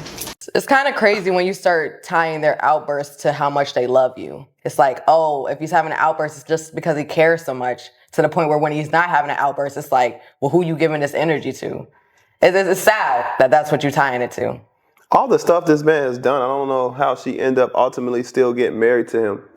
Like, She was already married. no, I'm saying, like, just in general, like, why did she continue to move on with this man? I get it. You want to help him and you don't understand what his life would be like, or you want to make sure his life is good, but man, such a victim in this situation. That's such a victim mentality. I feel like you want to protect somebody who's doing you so bad, no matter what they go through. And now that I'm hearing that they have kids and children involved in the house, even though you never left them with him when he was in that state, doesn't mean they didn't witness, what was happening throughout the days and Don't think these kids didn't know. Don't think these kids don't know. No matter how old they are, don't think they didn't know what was going on between you and him behind the scenes. Right? Now, And that could be very traumatizing to kids. That can be the reason why kids grow up to be abusers themselves. God forbid. I'm not trying to put that on her children, but it could be the reason, if you think about it deep down. Most people who abuse women or abuse men grow up in abusive families where they see it happening all the time as a regular thing. And when you looking at her situation, if I'm justifying the fact that my husband, has schizophrenia, then that's just what does that tell the kids? Like, can we just use that as an excuse when we get older to do whatever we want to do to our women? Or as the women in the family, is it okay to say, okay, well, my man has mental health issues, so he puts his hands on me from time to time, but it's okay because my mom told me that, it gets better over time. I don't think I'm vouching with that. I don't think I'm standing behind that type of lecture. But that's how I'm receiving it. How are you guys receiving this message so far? Like, do you feel like just let me know in the comment section. when she's going through all of this, I know it's because those higher highs where he's the best man ever, you don't really think about those lowest moments because you're just like, hopefully we get back to being on that high again. Yeah. And it's hard to break. That's why the cycle just keeps repeating. Part 9 of how we found out my husband had schizophrenia and bipolar after we got married. Y'all, I'm tired. When we left off on part 8, I had just got into a car accident and I was about 4 minutes from his house. Immediately, he was the first person I called. So I called him and I was like, oh my God, I just got into a car accident. And the woman was saying the woman was cussing me out. She was going in. She was like, you a dumb bitch. Why would you run? You wasn't looking. My grandson in the car with me. And I'm like, ma'am, I'm so sorry. I'm so sorry. It's a lot going on. She was like, don't worry about my son on the way up here. And he gonna beat your ass. I called, hey, I don't know where the fuck you at, but you need to get here immediately because I just ran into the back of this woman and she talking about her son on his way up here to beat my ass. And I know you ain't finna let nobody else beat my ass. That's not funny, y'all. I'm sorry. Mind you, at this time, he got his own car. So he jumped in his car and he came to the accident. My son came to the accident. It wasn't I don't know if he was coming up there to beat my ass or not, but when he seen, this a big ass motherfucker. We ended up exchanging information and I had to get my car fixed. At the time, I was still working for the insurance company and I didn't have a way back and forth to work. And me and him was working opposite shifts. So he would let me take his car and I would drive to work. And then when I would get out of work, I would drop his car back off and he would take me to my daddy's house. So we did that for a minute. And I was very, very grateful because at the time, even though my people had cars, they wouldn't let me use their cars because they wasn't fooling with me like that because they was trying to figure out why was I still fucking with this man. Everything I did, they was against it because they just couldn't fathom why I was still fucking with this man. And at this point, I had got to the point where I really didn't care. I can say that I do believe that there was a point that I was really going to leave my husband. And I didn't because when I finally went back to my family and I was expressing I'm really, really leaving this house. I told them 100 times I'm leaving this man and never did. So we not blaming my family. All I'm saying is that the time that I really was ready to leave, my family basically was like, girl, get out of our face. We ain't got time for that shit. I was like, oh, okay, well, I ain't really got nobody to go to. Let me go back over here with this motherfucker. Because at the end of the day, I wasn't going through abuse every single day. I wasn't even going through abuse every week. It was sporadic. We would have really good time. I'm talking about 2-3 weeks. There would be no problem. And then all of a sudden, I don't know this person. It wasn't he was just sitting there mentally abusing me all the time or physically abusing. It wasn't like that. I don't want y'all to think that. During this time that I'm using his car, I started staying at his people house with him. Why? I do not know. There was no point in me to do that. I had my own room at my daddy's house. But he wanted to be with me and I wanted to be with him. And I would just go over there. I would spend a night over there damn near every night. So I would get my son ready for bed. I would get up, I would go to my husband people's house. I would stay there all night. I would get up at like 6 o'clock in the morning, go back home, get ready for work. I got his car because I ain't got no car. Go home, get ready for work, go to work, get off work, in his car, handle my son, and then I would it was basically that. We've gotten to a place where we haven't really had any bad issues. Now, mind you, we were still having, communication issues, and our communication issues were serious, but it wasn't no physical issues. So in my mind, I was like, I can deal with arguing. It was a lot of arguing, but I was like, I can deal with arguing. I can deal with this. I can deal with that. I just couldn't deal with the physical abuse. Like, that was too much for me. I couldn't, and he knew that. One thing I can say is that the only time he actually ever punched me was on September 1st. Any other physical abuse would be him pushing on me or like picking me up and throwing me into stuff, which is still physical abuse. Let's not ever think that just because a man not busting you in your eye and blacking your eye, that is not physical abuse. A man should not be putting his hands on you physically unless it is to love you, girl. Period. I don't want y'all to think that like I was getting black eyes or I was getting put in the hospital. It wasn't that type of abuse. And I truly believe that had it been that type of abuse, I wouldn't have been able to have stayed because I would have been afraid for my life. I literally would have been afraid that this man would end up killing me, even if he didn't mean to, even if it was in like the middle of an episode. That would have been my mindset. That was my mindset anyway. And all he was doing was throwing me the fuck around. So... Pause. That's not what she said in the beginning. She said that man punched her in her face repeatedly in the car. Yeah, she said that was the only time he ever physically punched her in the face. But like other than that, he was throwing her around like a rag doll into shit. Okay. All right. Okay. Just here to say So he bopped.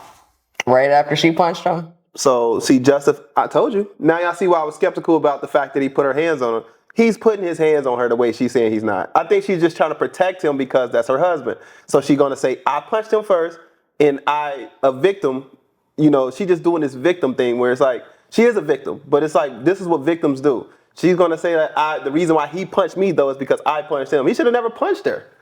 Like, even if you are 450 pounds and your woman is littler than you, you don't really have to do much. Like, you already got her big. He's balling up his fist. It's a whole fist fight. Even if you did punch me first, that's trauma. If I put you through so much, it's like, you're going to get triggered at times. Stop justifying this. Like, stop justifying the fact that you're giving him excuses now, even through this story time. Like, yeah, he did it because of this. He did it because of that. That's all I'm getting out of this story time. You're with somebody and they start to alter how you act. Like at first, like she said, she was the communicator. And now you're at a point where you're getting physical with him. It's time to go. If they're getting you out of character like that, where you can't even look in the mirror and recognize who you are, because whether it's they're making you depressed or now they're getting you just as angry, it's time to go. Yeah, when is enough enough? It seems like it's never, like, she's just going to deal with whatever with him. I didn't do that shit no more. I figured out that I was not about that life immediately. So my birthday comes around. And every time around my birthday, especially in the earlier years, this motherfucker would show out. My birthday, Mother's Day, holidays, if it wasn't about him, he was showing his ass. So this particular birthday, we had decided that we was going to chill at home. His people was having a family reunion out of town, but we had decided we wasn't going to go. Something happened and we ended up having to go down there. So we end up going down there and we're enjoying, but there was a time that I went to the bathroom. When I went to the bathroom, he said when I was coming back from the bathroom, I was on the phone or I was being sneaky. I can't remember what it was, but something didn't sit right with him when he saw me coming back from the bathroom. So that was the initial thing that started his mind winding while we were on this trip. Ended up having a little conversation about it. It was okay. He ended up going out with his brother and his uncle to do some fishing earlier that morning. And I went down to his sister's room and me and her was in there smoking. And he got back, he noticed that I was high, and he was trying to figure out who I had been smoking with. And I was trying to be funny. I was like, it don't matter, it don't matter. That shit was pissing him off even more, because you got to remember, in his mind, I already was doing some sneaky shit when I was coming back from the bathroom the day before. So now he done left early in the morning. He come back from fishing. I'm high. I'm acting like I don't want to tell him who I've been smoking with. Like, me not thinking this motherfucker that came up with some whole story in his head. His mind is already on... I'm aggravated, but I'm trying not to show out on her, because mind you, he ain't really showed out on me in, I'm gonna say 6 or 7 months. Like, we done had our little spats, but we, for the most part, we've been doing pretty good in my mind. So we leave, and when we leave, some of his family have to end up riding back with us. And it was at one point where me and the other person that was driving in another car, we were going probably close to 100 miles per hour down the highway. Some stuff happened while we was driving where there was some concerns about the speed limits that we were hitting, but it was never really brought to my attention like I was the problem. So I was still hitting my speeds. I'm driving my car. I didn't think it was a problem. Get back to drop off everybody, and I'm thinking everything is fine. This is the day before my birthday.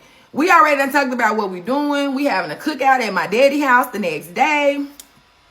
Like, everything is good. We finna go home and wait till 12 o'clock so we can bring in my birthday. Like, it's litty, right? We get in the car. We pulling out the driveway. Motherfucker was waiting to get me by myself. He was like, basically like, you know what the fuck you did. That was some bullshit. Why was you driving like that? You know that we had you wouldn't have been driving like that with your family in the car. And I'm like, whoa, what's going on? Hold up. It's my birthday. And so we start arguing, because now it isn't just the he say shit and I'm just sitting there like, okay, let me just not say nothing. No, like, you say something, I got something to say too. Like, I'm not. So we going back and forth, and we go back and forth from the time we leave his people's house to the time we get home. We still arguing when we get home, and I decide that I'm not going to sleep in the room with him. It's the day before my birthday. You on some fucking bullshit. We done went out of town with your people. Like, why is you doing this? Everything been doing good. And mind you, when shit would get to this point, my mind would immediately go back to September 1st. Because at the end of the day, that's still in my mind that this shit happened when we was at this gas station 2 years ago, 3 years ago, whatever. He ended up going there. He stayed in the room. He fell asleep. I ended up going to get on the couch, and I was watching TV. I fell asleep on the couch. I'm knocked out. All of a sudden, I feel something hit me in the face. This motherfucker slapped me out my sleep. Like, for part 10. Part 10 of how we found out my husband is schizophrenia, bipolar after we got married. Now, I'm trying to start pushing these stories out a little bit faster, baby, because November 1st is around the corner, and I love me some Christmas. And yes, I start celebrating in November. Anyway, so when we dropped off last time, my husband had just slapped me out my sleep.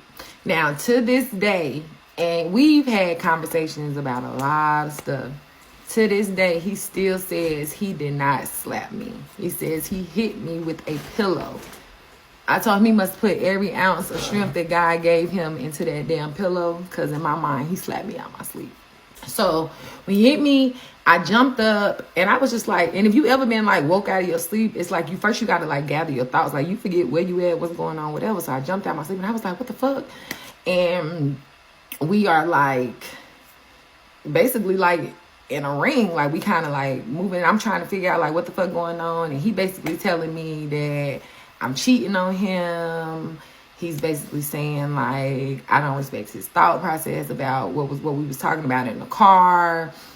Basically, he just been sitting back there in that room in his mind, just been whining, and I've been in there peacefully sleeping, and that didn't sit good with him. We didn't end up like fighting. I remember like we did a lot of screaming. I think he might have like grabbed me a little bit, but we didn't end up having like an actual physical altercation. And I was able to like talk him down. We got into bed. We was able to talk a little bit, and he ended up falling asleep. I stayed up because I was like, this motherfucker is crazy. The next morning we get up, and he had before we had left to go out of town, he had went and bought food and stuff for us to have a cookout at my family house for my birthday. And so I just got up and started moving like the day was normal. Honestly, if what happened later that day never happened, I probably wouldn't even made a big deal about the pillow thing. I'm just being honest. But baby, the day got worse and worse as the day went on. That morning, and I was in there prepping the food for the cookout. My mom is coming up to where we stay, and everybody coming for this cookout. Not everybody, but like my immediate family is coming for this cookout.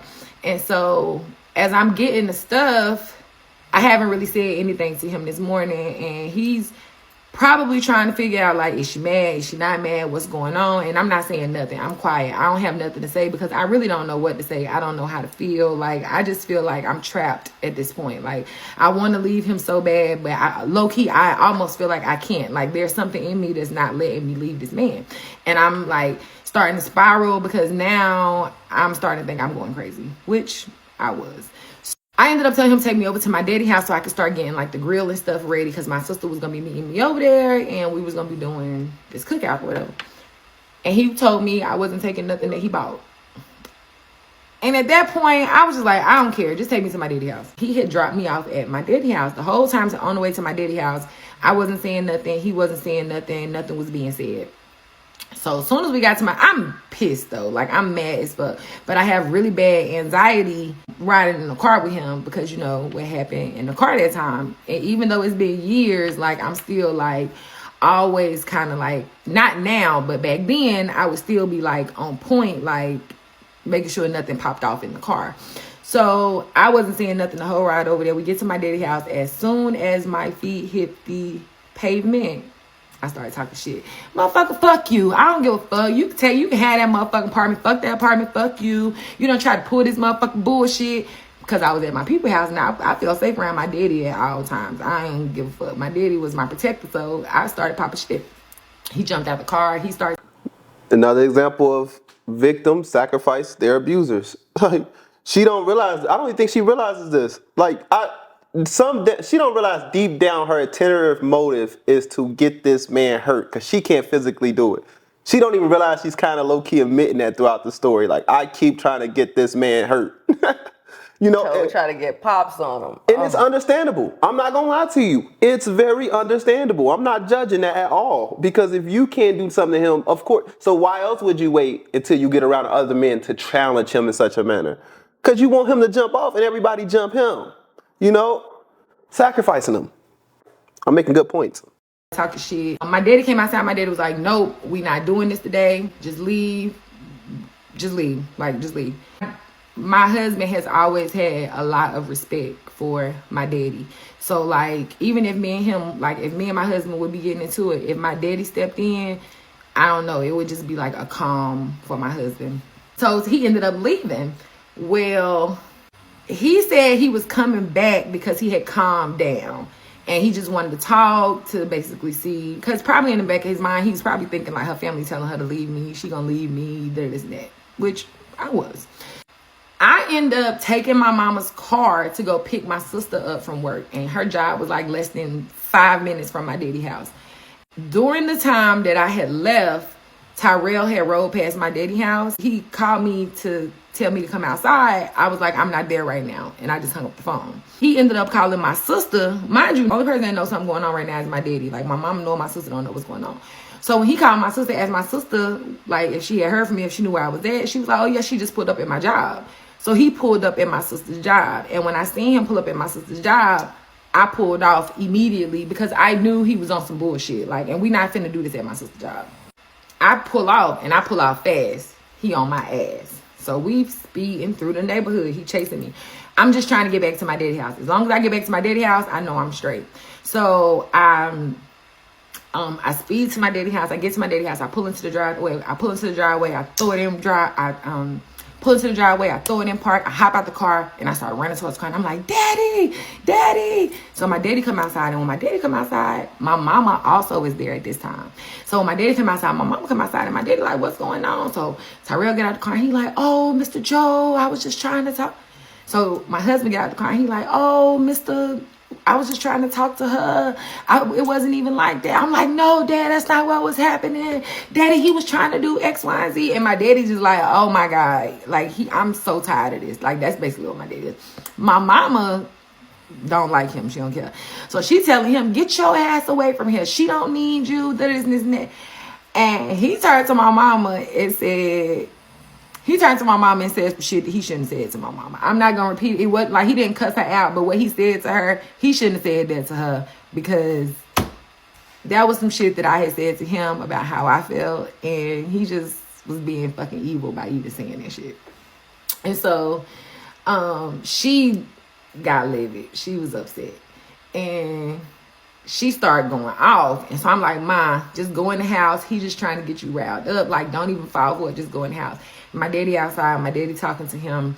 And he ends up leaving. So my daddy come in the house and he was like, don't worry about it. He, like, so now my people talking to me and they asking me, like, what are you going to do? Like, what is your plan? Like, are you going back home to him? Like, I'm like, once he calm down, he'll be fine. I'm not even worried about it. Let's have this cookout. Like, because I had got used to him being like loud and shit. He was doing a lot this day, and he had hit me, or I felt like slapped me with the pillow or hit me in the face, whatever he had did.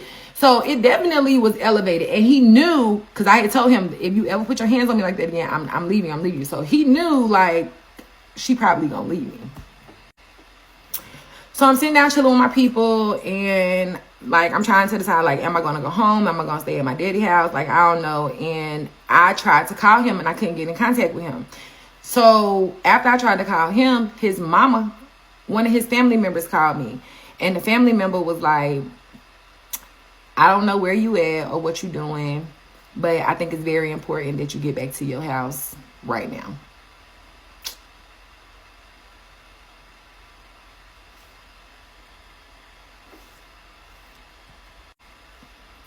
Life for part 11 of how we found out my husband has schizophrenia and bipolar after we got married. So on the last part, I got a call from one of his family members, and they was just like, you need to get to your house ASAP. So I'm like, oh my God, what's that happening at my house? So I jump in my car, me and my mama and my daddy, and we drive over to my apartment, my townhouse. And so when we get there, I'm like, ain't nothing, like, what's going on? So I open the door, I walk in, I walk up the steps. Soon as I walk up the steps and I turn the corner, I see our 75-inch TV flipped over onto the glass table, which is completely broken. The glass table that was in the den was completely shattered. The mirrors in the bathroom were broken. What else you break, babe? Cause you tore that motherfucker up. He went into my closet and took all my clothes out and threw them over the balcony, and then went and got the air fryer and poured the grease from the air fryer on top of my clothes. So, like, I didn't have no clothes. I ended up having to get, like, an entirely new wardrobe and everything. And at that very moment, I realized that there was nothing that I could do for him. It was at that moment that I was like, yeah, I'm not going to be able to save him. He either gonna be abusive or he's gonna be tearing my shit up. And I just couldn't take it no more. We had already been together for 3 years. And even though we had good moments, the bad was overly outweighing the good at this point. I sat there and I just cried. I cried for maybe 10 or 15 minutes. And then my mom and my dad, they was like, what are you going to do? Because at this point, there was no judgment from my family or anything. They just really felt bad for me. So I told them that I just wanted to pack up what I could, like, whatever I could salvage. I wanted to go ahead and take that, and I was going to go back to my daddy's house. So they helped me get the stuff that I could get, the clothes that, you know, had got like dropped en route from the bedroom to the balcony. And I went and moved back in with my daddy to sleep on the couch.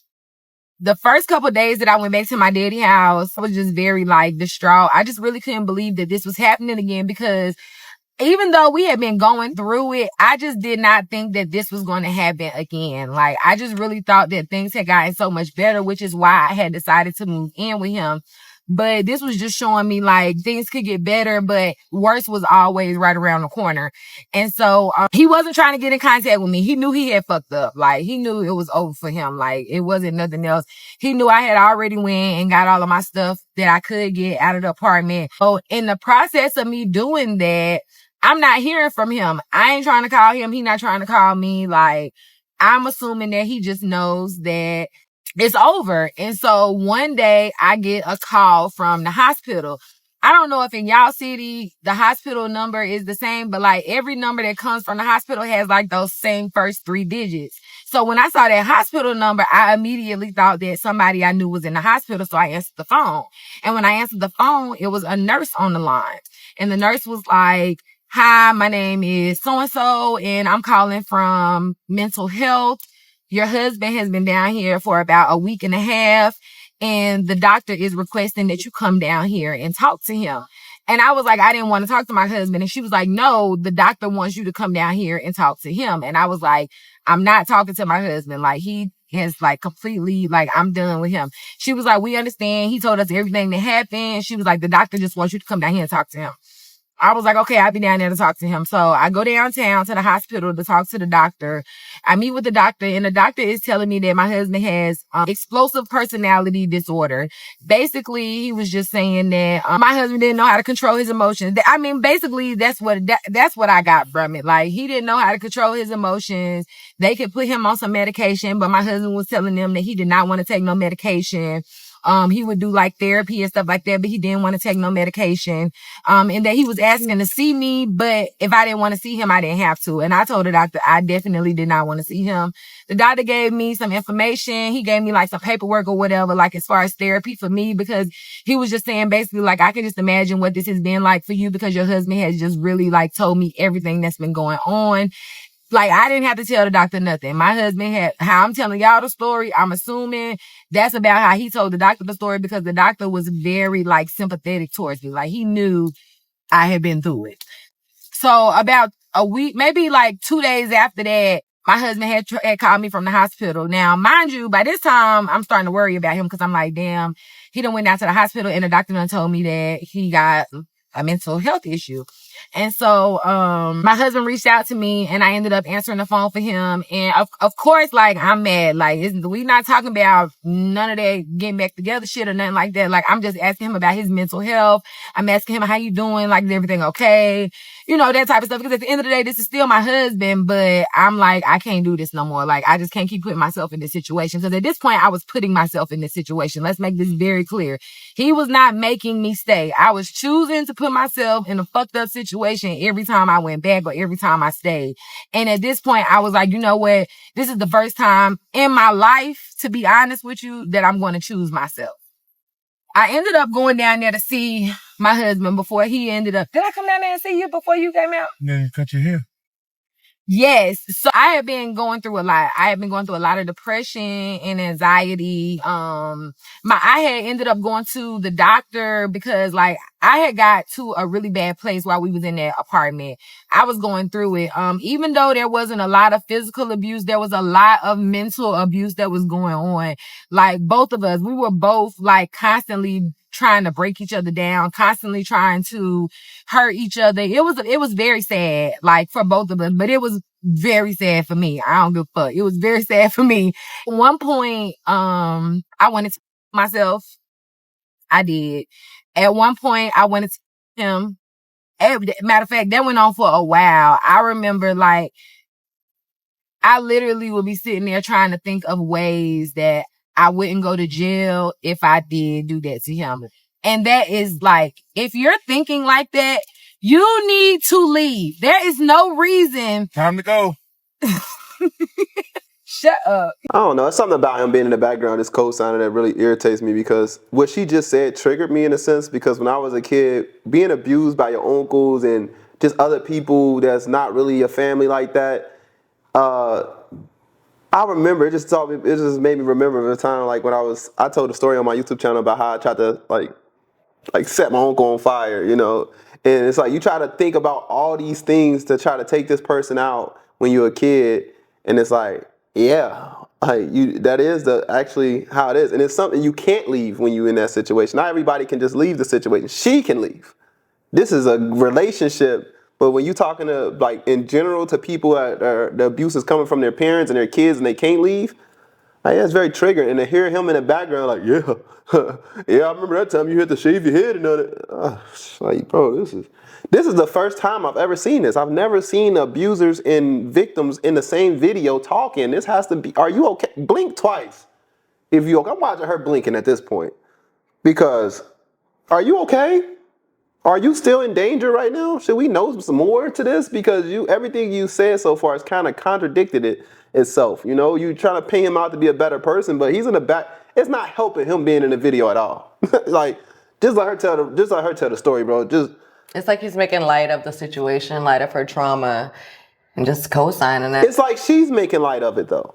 It's like if you're gonna I mean, sit if you here. got your abuser in the background listening, And she said that he has an issue with being like he everywhere she goes, he has to be with her. Like how many like parts did he sit through that you told? Because I don't and he think walked in the background a couple times. Like when she was in the bathroom, I believe it's like he's right there watching her tell the story. like she not scared that Listening. this will trigger him too. Like this ain't gonna cause a moment, an episode.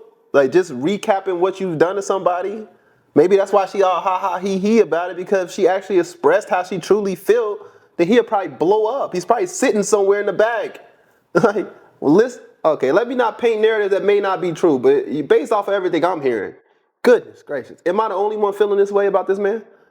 There is no reason that you are staying with somebody that you are like intentionally thinking about, okay, if this person do this, then I'm going to have to. You know what I'm saying? Or even like I would have like booby traps set up. I'm not even joking. Like I would have like weapons in certain places around. We could be doing just fine, but I would just always be prepared because I just didn't know if this motherfucker was gonna flip out or not. I had ended up going to the doctor. She had ended up diagnosing me with depression and anxiety. I was on like 4 different anxiety and depression medications because I was really like, I was going crazy. I had lost myself completely. I was like shut off really from my family. And I'm not talking about he made me not know. Like I would be sitting in the room with my family for hours and would not even have anything to say. Mind you, when growing up, I talked the most. Like my daddy used to be like, girl, shut up. Like my family couldn't, like anybody that saw me or during this time, they was probably like, who the fuck is Ciara and what is wrong with her? Because it literally had taken over my entire being. As the summertime was coming in, I was telling him that I just wanted to cut my hair. I just wanted to do something different. Y'all already know when a black woman cut off all her hair, she is going through it. I just wanted to cut off all my hair. I kept telling him that and he was just like, no, don't cut off all your hair. Don't cut off all your hair. So when I went home, cut off all my hair. And when I say cut off all my hair, I'm gonna see if I can't find a picture. Like I cut off all my hair. My hair was like this short. I shaved the sides of my head. I had put like designs in my head. I was going through it. So he ends up getting discharged from the hospital. When he ends up getting discharged from the hospital, he reached out to me. The whole time he been in the hospital, I've been staying at my daddy's house. We still got the apartment, but I'm getting ready to let the apartment go. I'm not moving back in with you. I'm going to break the lease. I don't care if this go on my credit. Like, I got to start making some big girl decisions at this point, you know, because if not, it's going to end up being the end of one. Somebody's going to end up getting really hurt. When he get out of the hospital, I'm dreading going over to the apartment and cleaning up. And he called me, and when he called me, I was telling him I was getting ready to go over to the apartment to clean up or whatever.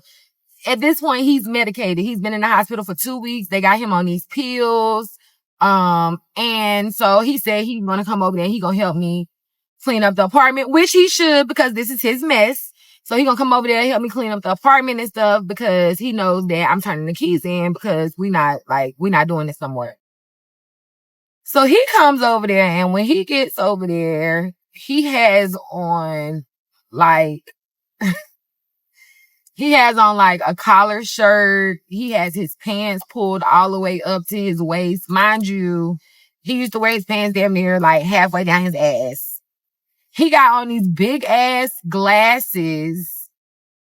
This man got 20/20 vision. And he came and he was like, hi, my name is Bob. And I was like, Bob? What the fuck? Like for part 12. Part 12 of how we found out that my husband had schizophrenia and bipolar after we got married. I was getting ready to let the townhouse go back after he had tore that shit up. And he said he would come over and help me after he had been at the mental health hospital for like 2 weeks. So when he got there and I opened the door, he was like, hey, I'm Bob. And I was like, Tyrell, I don't got time for shit. And he was like, I don't go by Tyrell anymore. My new name is Bob. Basically, like, Tyrell is gone. He's not coming back. That's not me. I don't want to be that person. I've revamped my life. And I'm like, in 2 weeks? That's crazy. And like, y'all, he looked different. And when I say look different, I'm not talking about dress. I'm talking about his actual face looked different. His eyes set different. I don't know how to explain it. He was talking different. His tone was different. Like before, he always had like a very like sharp, I don't know how to explain it. Like, you know how some men, they just kind of like rough around the edges.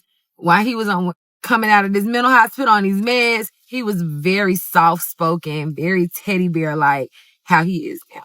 So I was like, who is this man, Harpo? While he's sitting there, my guard is all the way up because I'm like, is he trying to play me so he can try to get me? Because, you know, he ain't never get to me. He just had got the apartment and shit. Like, and he basically telling me like every 5 minutes, you good? You okay? I'm asking him. He like, I'm good. Why you asking me that? I'm telling you, like, he kept asking me like, do you want me to leave? Do you want me to go? I can leave if you're not comfortable. This and that. We ended up talking for a little while, cleaning up for a little while, and we ended up leaving. And so after we left, we started back talking again, obviously, throughout that week. And we would go over there and clean up a little bit more and pack up a little bit more, clean up a little bit more, because this was like a 3-story townhome. We still had the bed in the room. And so probably like a week and a half into us doing this, we ended up spending the night at the townhouse one night. One thing led to another. Things got popping, right? But I still was standing my ground. Like, even though we had did the do, like, I still was, the townhouse was leaving. Like, I was going back home. Like, I couldn't do this. I just couldn't put myself back in that situation because I couldn't trust it. I couldn't trust him. Like, I felt like I couldn't build with him. Like, it was just nothing that I could do. No matter how much I loved him, like, I was gonna have to let this go. Like, we would get up, we would go to the townhouse, we might do the do, we might not, we might chill, we might smoke. We would go back home, we might spend the night until and we actually stayed there until they put the lock on the door. Like, we just let it ride all the way out. Both of us was on some other shit. So once that happened, you know, he back at his people's house, I'm back at my people's house. We talking a little bit. He on his medication. He's medicated. He started working. We're going to church. Now, mind you, we're not back together. We're not talking about getting back together. This is just supposed to be like, we're just supporting each other through whatever we got going on. Amicable. I guess that's what you would call it. And we started praying on the phone and stuff. Like, at that moment, I wasn't trying to fix him. I wasn't trying to fix me. I wasn't trying to fix the marriage. I was just trying to live and be peaceful. And I just was trying to get him to want to live and be peaceful. The job he ended up getting, he started making some new friends. He started hanging out. And at first, I was really happy for him. But I felt like shit was kind of getting weird, honestly, because you on this medication, you getting better, you making good money, you got this car, you doing all this and this and that. And you would think that, you know, if you love me so much, you would be trying to fix this marriage and, you know, be better for me. But this motherfucker was out, like, just trying to, like, live his life. And now that I think about it, of course, like, this is the first time he ever done really felt like normal. So he's trying to experience stuff that he never even experienced before he met me. But in the moment, I wasn't thinking like that. I was just worried about the fact that I done been through all this shit with this motherfucker. And now he out here 3-4 o'clock in the morning, you know, and don't ask me how I knew. I just knew. I started putting a little bit of pressure on him. He would be like, damn, like, why you acting like that? Like, cause when I first brought it to him, I was like, we can be friends. And so he going along with the friends thing, but he was taking the friends thing a little too far for me. Like, I felt like, I'm just telling you how I feel. I felt like I'm the one that's calling the shot. Like, I'm telling you we should be friends, but like, you still should be like, you should be trying to get back with me. Even if I'm not giving you to get back, like, you still should be trying to get back, right? Like, that's how I felt at the time, because y'all see what I've been through with this motherfucker. So I kind of started, you know, doing some crazy things. And he was just kind of like, do you need to go to the mental hospital? And when I say some crazy things, like, I would pull up at his house and be like, why your car not here? And he might be somewhere. And then, like, I would call, like, a lot of times trying to figure out, like, why the fuck you not at home? Like, you should be at home. Did you take your medicine today? I was on some crazy shit. I'm not even fucking lying. One time I did some crazy shit where, like, he had went to another town that was like 45 minutes out. And I just felt like he was just doing too much. I don't know how to explain it. I just felt like he was doing too fucking much. He had posted a picture of him and some girl on Facebook, and he was all loud. He got bottles and shit. And I'm like, what are you doing? So I called him. He told me where he was at. And my mom lived towards that way. So I was like, shit, I'm finna go down there and see what the fuck he doing. And I'm gonna go to my mom's house. I went all the way down there. Y'all know this motherfucker didn't answer the phone when I got down there? Oh, no, he did not. He had a good time. I didn't see him that night. Like, the tables was turning, and I was kind of confused, like, what the fuck is going on? Because I'm starting to feel some type of way, because now I'm feeling like I've been used. Like, oh, you was sick, and you just needed me. Now you on these meds, and you out here living your best life? That shit wasn't, I couldn't comprehend that. That was too hard for me to get. So, I started letting him know, like, how I felt. And, at the end of the day, we really did love each other. We still do love each other. But in this moment when all of this shit was going on, like, we really did love each other.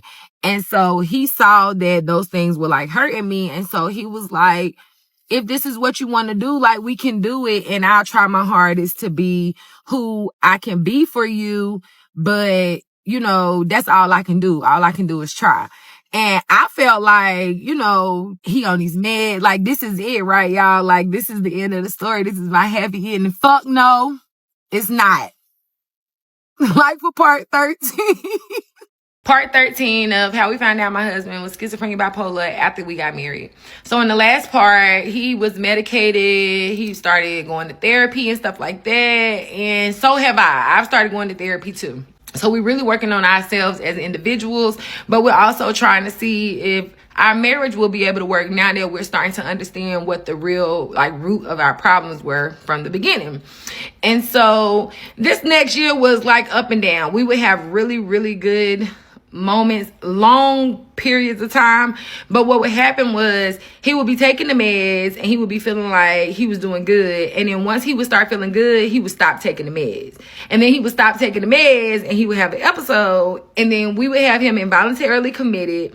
They would put him back on his meds. He would take his meds until he felt good. Stop. I mean, it was like a cycle for maybe like 18 months. Now, in the process of this, we were able to start taking trips to Florida all the time. That ended up being like our safe space. We would go down there and we would have the best time. And when I say our safe space, I mean, we would go to Florida and we would not have one issue. We would be so in love. As soon as we hit the state line, we would start arguing. It was so crazy.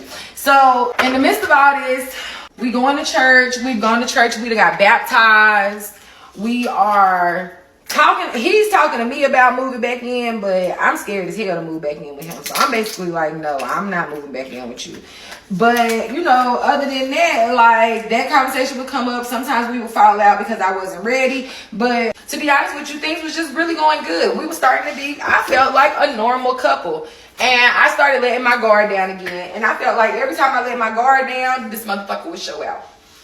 Now, I'm still living with my people, and he's still living with his people. So, we would spend time together, but anytime we was together, he was paying for hotel rooms.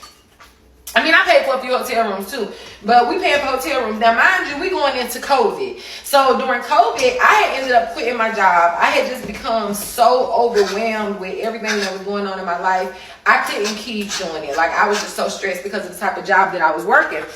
And I remember I quit my job, and I prayed to God one day and I was like, Lord, I just really need you to help me. I was laying back there in the room that I grew up in my daddy's house. And I was like, Lord, I just really need you to give me something. And DoorDash came up. Now, I don't know what DoorDash doing now, but back then, baby, we was making like $300-400 a day on DoorDash. So I was on DoorDash, and then he had hopped on DoorDash too, because when he seen how much money I was making, he was like, shit, what I'm going to work for every day, and I could be out here making that type of money. So he doing DoorDash, I'm doing DoorDash. We'll be out dashing all day. We'll get up later on. We'll go to the hotel room. We eating good. I mean, we making bank. Ain't saving a dime. Make it very clear. We ain't saving shit. We taking trips. We buying Xboxes. We bullshitting. I ain't even lying. But we're having a good time because we are finally being able to enjoy each other without constantly fighting and arguing and fighting and arguing. So So then my homegirl had moved into an apartment. And then a month later, she got approved for the apartment that she really wanted to move into. And instead of her letting her lease go, I was like, I'll take over your lease. Now, I didn't know if I wanted to include Tyrell in the situation, because you got to remember, the last apartment, the last town we stayed in, he tore that motherfucker up. So I'm just kind of like, you know, I mean, we done been through some shit. Like, I've done this with you. Like, I know what to expect. So I'm like, I don't know. Like, I'll kind of like feel his temperature, see how things going, see if I'm gonna say anything about it. So this particular night, we ended up going out bowling with his people, and I ended up telling his sister about it. Well, when I told his sister about it, I kind of felt like I need to say something to him about it, because if she slipped up and said something, he would feel like I was trying to hide, and I didn't want that to end up being an issue that he trying to think like, oh my God, why she trying to hide it, this and that. So I ended up telling him what was going on, and he was basically like, was I letting him move in with me? And I was like, I didn't know. I didn't know if my homegirl was gonna let me, you know, that type of stuff, because I really didn't know if I was even comfortable enough to be able to be living with him again. My nose is itching so bad, y'all, so I'm sorry. I end up getting the keys to the apartment, and I decide to show him where the apartment is. Now, we haven't decided if he's moving in or not, but I decided to show him the apartment. We looked at the apartment. In his mind, he moving in. He like, Chad, whatever. But I'm still like, I don't know. We'll figure it out. So I showed him the apartment. We ended up doing it, didn't we? We ended up doing the do in the apartment. Was you know, just on the ground. And so he was like, I think he felt like, now that I'm thinking back to it, in his mind, he was like, finally things are starting to get back to what I really wanted them to be, that. And in my mind, I'm like, Ciara, don't move too fast, because you know shit can go. So like, we on two, even though we trying to get to the same place, we on two different roads. And so when we left the apartment that night, he was like, do I want to stay there? I was like, no, we're gonna go back. You go to your people's house, I'm going to my people's house. Because I didn't want him to also start getting comfortable with staying there, because I didn't know what the fuck I was going to do. So the next night, he wanted to come back over and spend the night. And I basically was like, no, like, I don't want to do that. And we had kind of been like, we wasn't arguing, but shit was just kind of like iffy throughout that day. So I had told him that my bed didn't come. And he was like, your bed didn't come. I was like, no, my bed didn't come, so it's not no way that we can go over there. I'm not sleeping on the floor, and I got a bed in my daddy's house, that. We end up arguing. That argument turns to another argument. So now we kind of arguing or whatever, and he ends up calling me, and we end up like getting into a big argument where we talking shit. He's saying what he's saying, I'm saying what I'm saying, and he basically telling me he getting ready to pull up on me, but I'm not at the apartment. I'm at my daddy's house, but he don't know where I'm at because I'm not telling him where I'm at. He pulled up to the apartment. He called me. When he realized I wasn't there, he FaceTimed me. And he realized I wasn't there. That shit probably made him even madder, because now he probably trying to figure out where the fuck I'm at, because it's like 9 o'clock at night. On the FaceTime, he asking me questions, and like, I'm being like, not talking shit, but just kind of like, what's up? Like, what do you want? Like, go back home. Why are you, like, what are you doing? And I was like, where you at? And he turned the phone around, and he showed me the door to the apartment that I was moving into. So I was like, why the fuck are you there? Like, bro, I'm not there. And he was like, where you at? And I was like, I'm not there, or whatever. Like, he saying shit, I'm saying shit, he saying shit, I'm saying shit.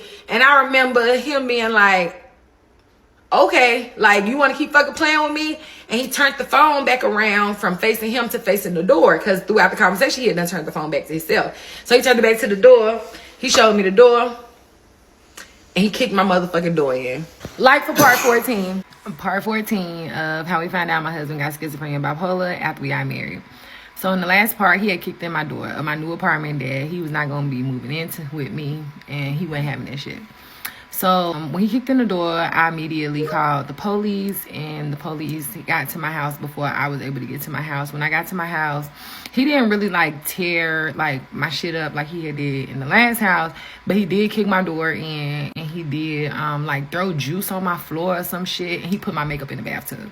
I was able to file charges on him for this because this apartment was in my homegirl's name. And at this point, I had just kind of realized, like, he gonna tear your shit up, or he gonna put his hands on you when he get mad. Like, there's no communicating. Like, this isn't gonna work, Ciara. Like, when are you gonna realize that this is not your battle? Like, you're gonna have to give this up.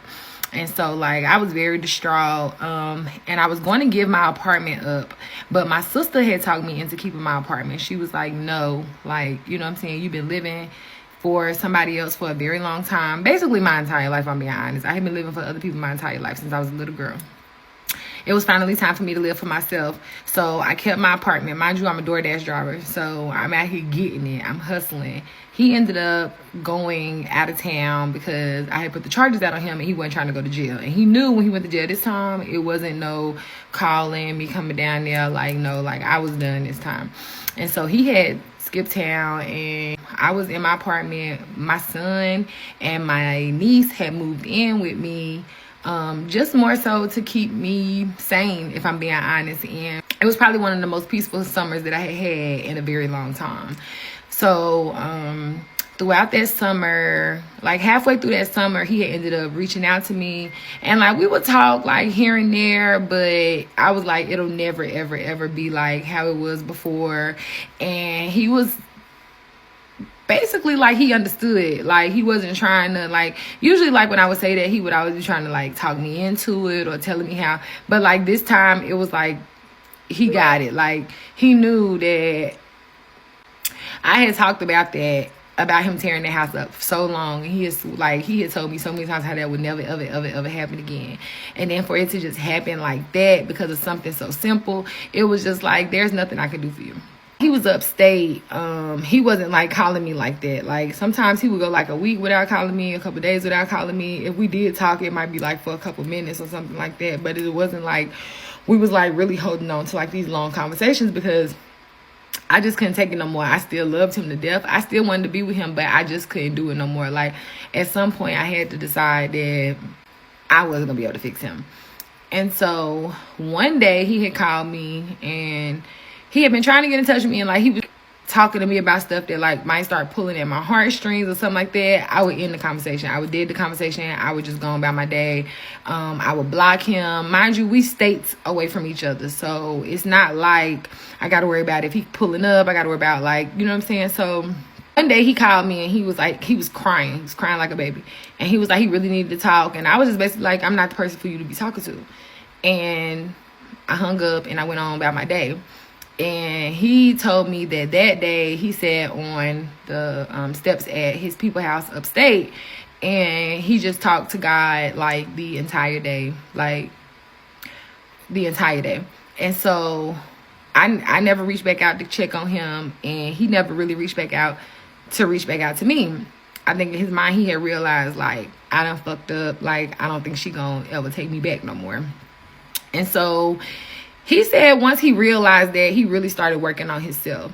So while he was out of town, he was like going to church. He was like spending a lot of time with his family. He was spending a lot of time with his male family members and getting like just a lot of insight on stuff. Keep in mind, this whole time he's out of town, he's unmedicated because he hasn't been able to go to the doctor because he's technically on the run because I have a police report out on him for him kicking in my door. And so I don't really know what came over him. But one day he reached out to me because, mind you, throughout this whole time, we not like talking like that. Like, it's very sporadic. I wasn't giving him what he needed, which was like attention and sympathy. And I didn't have no more of that to give. I had given so much, and so much had been taken from me and not put back into me that I just didn't have it no more. He called me one day and he was like, I just want to let you know that I'm getting ready to go back to Charlotte and I'm going to turn myself in. He ended up coming back to Charlotte. He turned himself in. It was like a misdemeanor. It wasn't even that serious. He was just on some like erratic type shit. He turned himself in. Whatever happened with that, happened with that. Me and him still not talking. He ends up getting a job as a truck driver. I'm doing my own thing. And when I say my own thing, like, I'm not dating or anything like that, but like, I'm getting back to me. I'm losing weight. I'm buying clothes. I'm spending a lot of time with my son, time that I didn't realize that I had missed so much time, just like personal time. Even if I was seeing him every day, you know what I'm saying? Like, even if it was days where like I would be at home all day with him, I would be so drained from going through everything that I was going through with my husband that I really wouldn't even have that much energy to put into running with my son or doing this and doing that. So like, I just started realizing that like everything that I was putting into my husband, I was taking it from everything else that I was supposed to be putting into, like myself, my son, my family, my job, my career, everything like that. I of stuff was like really starting to come into fruition for me, because I was starting to realize like I'm getting older. By this time, I'm knocking on 30, if not like just turned 30. I'm getting older. I've been playing games all this time. I'm not where I'm supposed to be in life. Mind you, I'm very, very smart. Like, my IQ was high. My SAT scores were high. I just started realizing, like, I'm fucking my life up. I'm fucking myself. So I just started putting and pouring into me what I had been pouring into my husband and everybody else, and not pouring into myself. And he started driving trucks. And when he started, now mind you, I'm just saying, you gotta keep in mind, I'm door dashing, right? Now, even though I was making all this money, I didn't have rent when I was making all this money. Now I got rent, I'm making this money, but in order for me to make it, I gotta get out here and DoorDash. So I'm thugging it. Like, I'm working like hell. I got my son and my niece. I'm doing like a lot. My sister, like, she coming through and shit like that, but mostly it's just me, my son, and my niece. I can't remember if he reached out to me, if I reached out to him, or whatever the case may be, but he ended up letting me know that he was out of town. And I was like, you out of town? And he was just basically like, yeah, he had got a job. He had started driving trucks. And so he was driving cross country from East Coast to the West Coast. And called me, you know, when he got back in, like, we can get up and go grab something to eat, or whatever the case may be. Because by this time, like, you know, the summer had done went by. We hadn't communicated. He had agreed to sign the divorce papers. Like, we knew that this wasn't going to work. This wasn't going to be our story. Like, we thought it was, but it wasn't. When he would come home from being in the truck and stuff like that, he would reach out to me. He would sometimes help me pay my bills. He was really trying to, like, prove that he had changed, but because so much had happened and I had believed that he had changed so many times, and then he would show me that he didn't change, I just wasn't falling for it this time. I was like, no, like, I can't do this no more. But he was very persistent. As we know from the first, he's always been very, very persistent. Be gone a week, 2 weeks, come home for 2 days, gone a week, 2 weeks. And so one time he was home for the 2 days, and I ended up letting him come over. And and so that ended up being a trend. He would be gone for his 2 weeks, and he would come into Charlotte, and he would stay at my crib for like a day or 2 days. And then he would get back on the road, and he was paying my rent. And I felt like a win is a win, because technically I didn't have a job. Like, I was door dashing, I was making money, but rent had to be paid regardless of if people was buying food or not. I mean, I guess people would be like, oh, you was using him. I didn't feel like it. I felt like that was his duty. Like, so he's working on the road. Him being on the road, becoming a truck driver and getting on the road and spending a lot of time by himself in that truck, seeing sceneries and stuff, I truly believe that changed his life and his perspective. He met a lot of different people while he was on the road. He had a lot of different conversations, different ethnicities. I feel like he was just able to see things that he never was really able to see in the environment that he had been in his entire life, including before he met me, after he met me, and everything like that. Like, he was actually starting to see things for himself instead of other people always trying to show him things. But the problem is that he wasn't taking his meds like correctly. Like, he would be taking them, and then he might start taking a little bit. He wasn't taking them, he wouldn't start taking a little bit. So he wasn't like spazzing out no more, but you could always tell, like, if his mood was like a little off, or like he would spaz out. I didn't know he was bad. He wouldn't let me know he was spazzing out, because he knew I was like to hear with the shit. And he ended up going down to the hospital and telling them that he wasn't taking his meds correctly. He was telling me how he just really wanted to show me that he could be a different person. And I'm just like, Tyrell, don't show me shit. Like, I don't even want you to try to prove nothing to me, because I wasn't trying to see it, and I don't want you to prove nothing to me and then be mad that you didn't get to prove to me, and then I got to deal with your bullshit again. Like, that's the type of time I was on at this point. Like, I was tired. Even though I was telling him, like, don't do this for me, don't do this for me, he started saying, I got to do it for me and my daughter. And I was like, okay. And he went down to the hospital, and he got put on a shot. And this was a monthly shot that he was on. Him getting put on that shot absolutely changed his life. It absolutely changed his life. Life for part 15.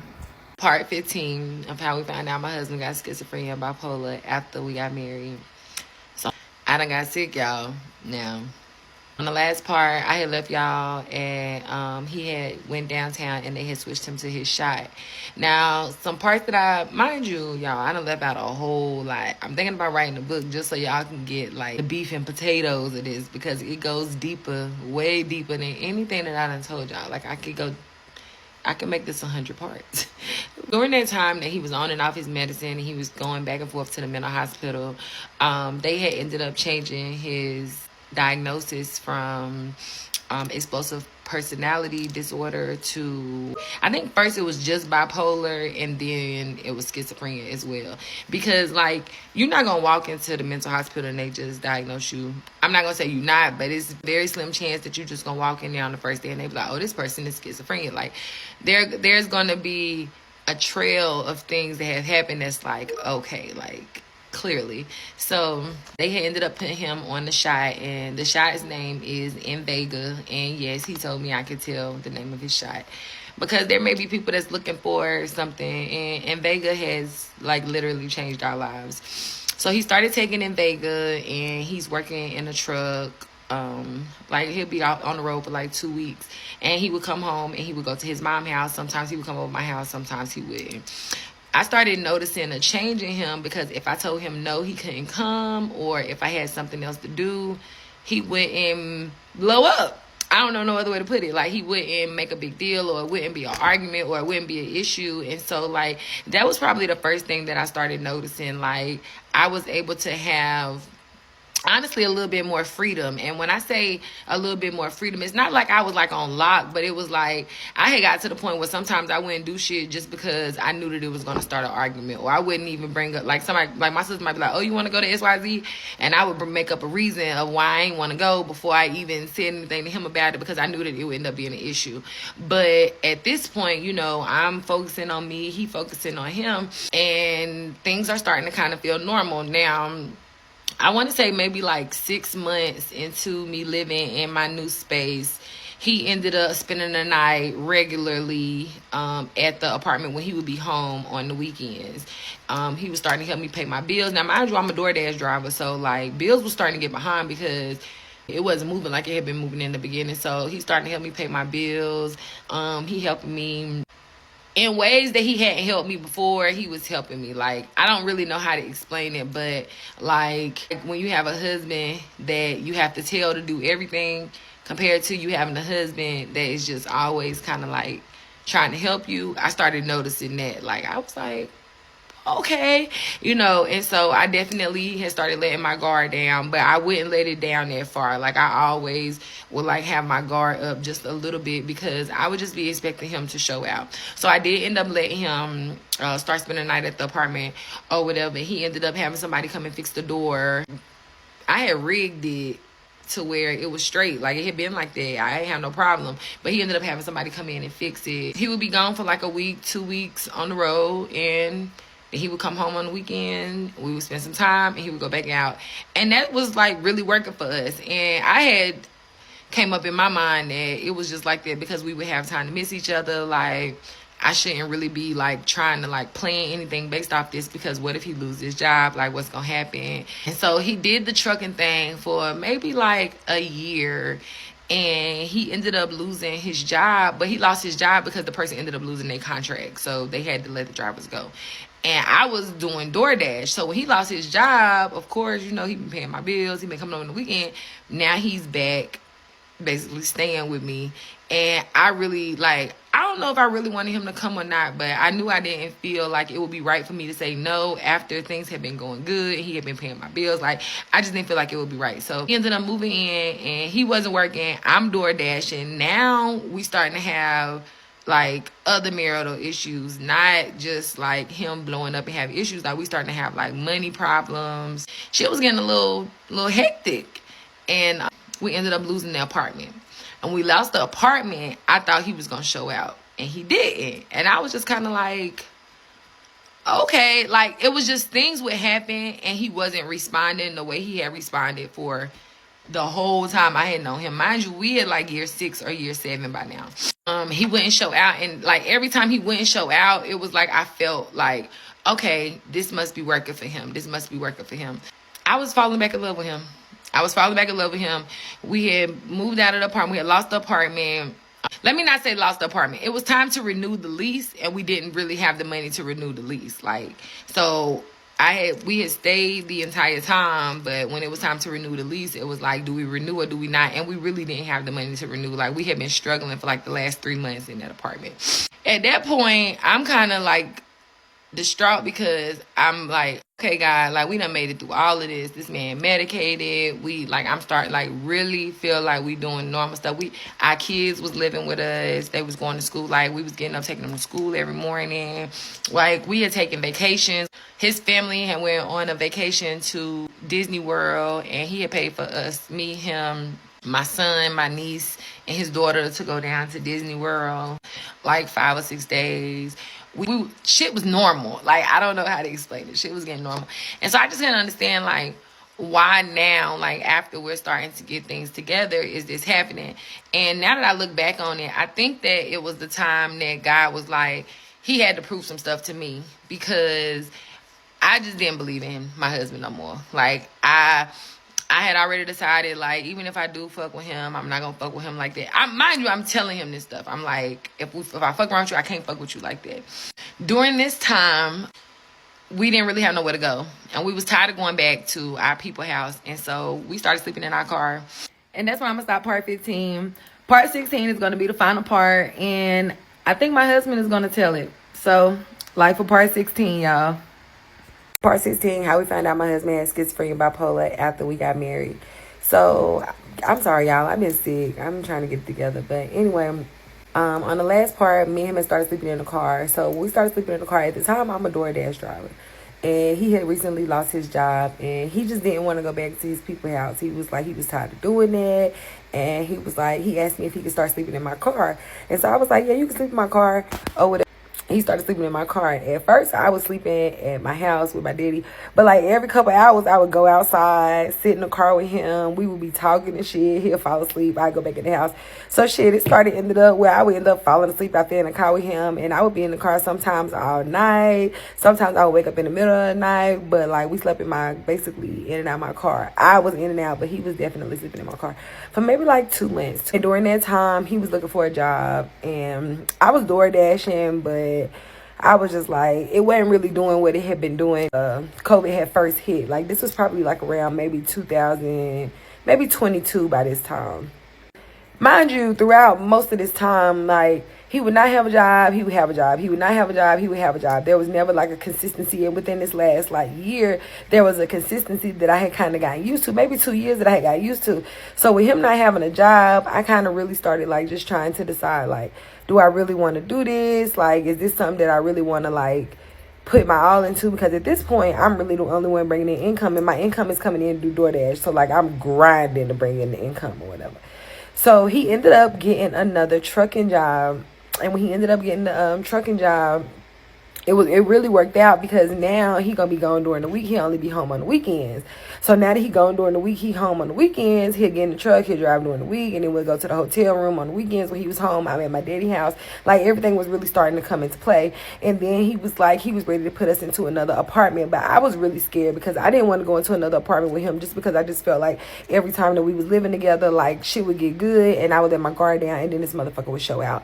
But And I would be putting like a lot of effort into it, into looking for the apartment. I would be going in like half on the apartment. I would be buying like all the shit for the apartment. So this time I had let him know, I was like, if you really want to move, then this gonna be on you. Like, you gonna have to do this shit. So he was like, if you look for it, if you find it, like, I'll pay for it and stuff like that. And at the time, I don't know if y'all remember, I had the eviction on my credit from when he had tore up the very first apartment.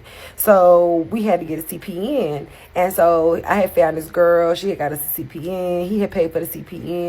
He was giving me all this money. Like, at any time I could have just left, but I never did. Like, it never even crossed my mind to leave, because I didn't want to leave. I wanted him to be better so we could be happy, because, like, this was, like, my best friend. Like, even though I know I've told y'all all of these bad things, like, he was the only person throughout my entire life. I tell my sister this all the time, because sometimes I wonder, like, what was it that made me stay through all of this shit? Because during the time that all of this was going on, I never thought that today I would be sitting on TikTok telling our story, not really giving a fuck about what people say in the comments. But y'all comments have been so amazing, so I truly appreciate it.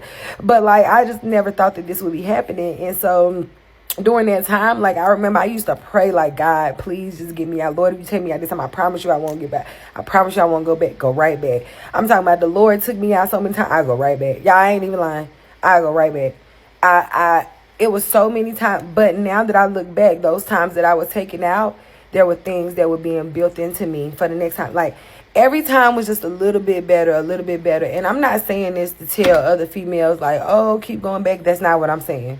Please do not look at my story and think, oh, she did it so I can do it. No, everybody's story is different. Is that I knew my limits, and if he would have hit those limits, I would have had to go. So, like, don't look at my situation and think, oh, well, I should keep taking X, Y, and Z, because it's so many women that don't get out due to mental illness. It's so many women that don't get out due to undiagnosed mental illness. So, like, at the end of the day, y'all, please make sure that y'all are being safe, because I be reading every single one of y'all messages, every single one of y'all comments. Like, believe me, like, y'all have truly touched me. But anyway, back to the story.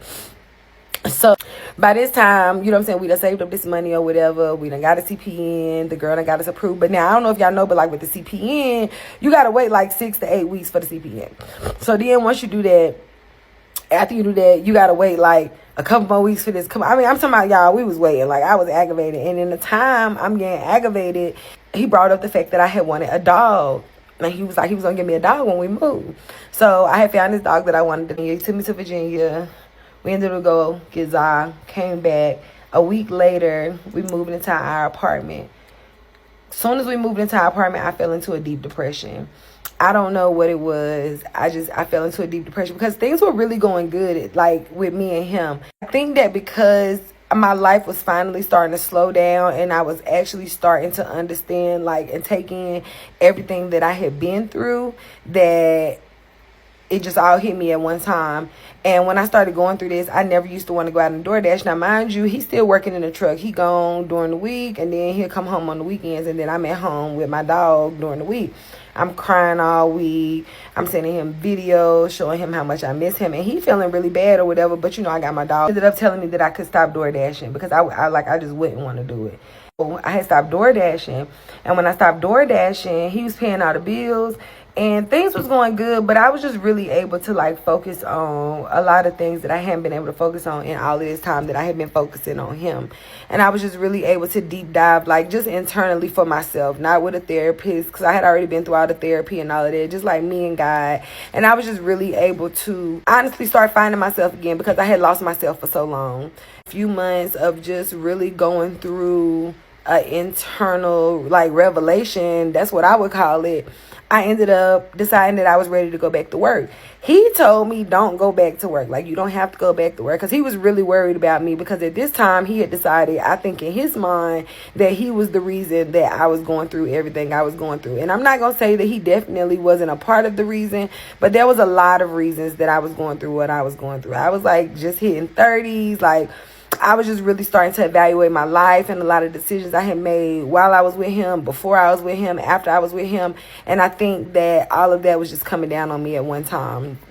And so he didn't think that I was ready to go back to work, but I did. And so I ended up finding this job, which is the job that I currently work for now. And I absolutely love my job. I love the culture of my job and everything.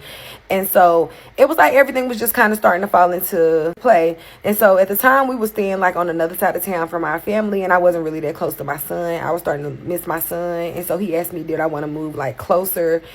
With all of the advances that he was making now that he was medicated and working and just starting to really, like, focus on his self internally, he was able to get a better relationship with everybody from the top to the bottom, friends, family, everything. I'm working, he's working, we got another dog. I let him talk me into not getting the dogs fixed. The dogs got pregnant. We had puppies. I fell in love with the damn puppies. He told me I couldn't keep the puppies. Y'all, we done kept the damn puppies. We got 4 dogs now. No business with them. Life is good. And honestly, I can't believe it. To this day, even with me sitting here telling y'all the story, it's so surreal because if I would have tried to tell this story 2 years ago, we probably would have made it to episode 3 or 4, and I would have had to nip this shit in the bud because me and him would have fell out about him not liking the way I was telling the story or us not agreeing on something. Like, we have grown and changed so much, and it's nothing but the grace of God. Like, nothing but the grace of God. With that being said, y'all, I think that we have come to the conclusion of my story of how we found out my husband had schizophrenia and bipolar after we got married. Yes, it was a crazy story. I know it's not what y'all expected. It's damn sure not what I expected. But y'all, God is so real. It's so many things that I learned about myself throughout this journey. There's so many things that I learned about my husband throughout this journey. There are so many things that I learned about God throughout this journey. There's so many people that I thought would be here to the end that's not here no more. And so many people that I thought I would never talk to that I probably talk to more than I would ever have talked to them. Y'all, life teaches you lessons. And as long as you keep God first and you lean and depend on him, he's not going to steer you wrong.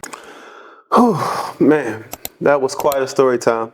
Well, at least I understand why she stuck through at this point. You know, I was having a hard time understanding the logic behind it all of sticking through it with a man who ultimately, who had schizophrenia. Now, I was hoping that eventually she would bring up therapy. God is the biggest thing I was hoping to hear in this whole thing. Like, he found God, because I believe a lot of people can change if they, have morals and they want to change, and having God in your corner just adds that extra credit layer of, it just adds that extra layer of security within your relationship, I feel like, because you have another person, you are seeking God in these moments. You're not just acting out of irrational, you're not just being irrational, if that makes sense. I think that was the biggest turning point for my life as well, is like getting a better relationship with God and understanding, what we're here for and trying to figure out my purpose here on earth. It just kind of made you dig deep internally into your own wounds and stuff like that. So I do like the fact, I'm happy to hear the fact that he ended up getting help. He ended up finding God. He ended up making his relationships right. That's all I wanted to hear at the end of the day. So I don't have nothing else negative to really say towards him other than I pray that you guys can continue to, strengthen your relationship and also strengthen your beliefs in God and continue to, work towards a common goal and, just be a better person. I'm happy to see that it ended up working out at the end of the day. I don't know no one that will stick through that though.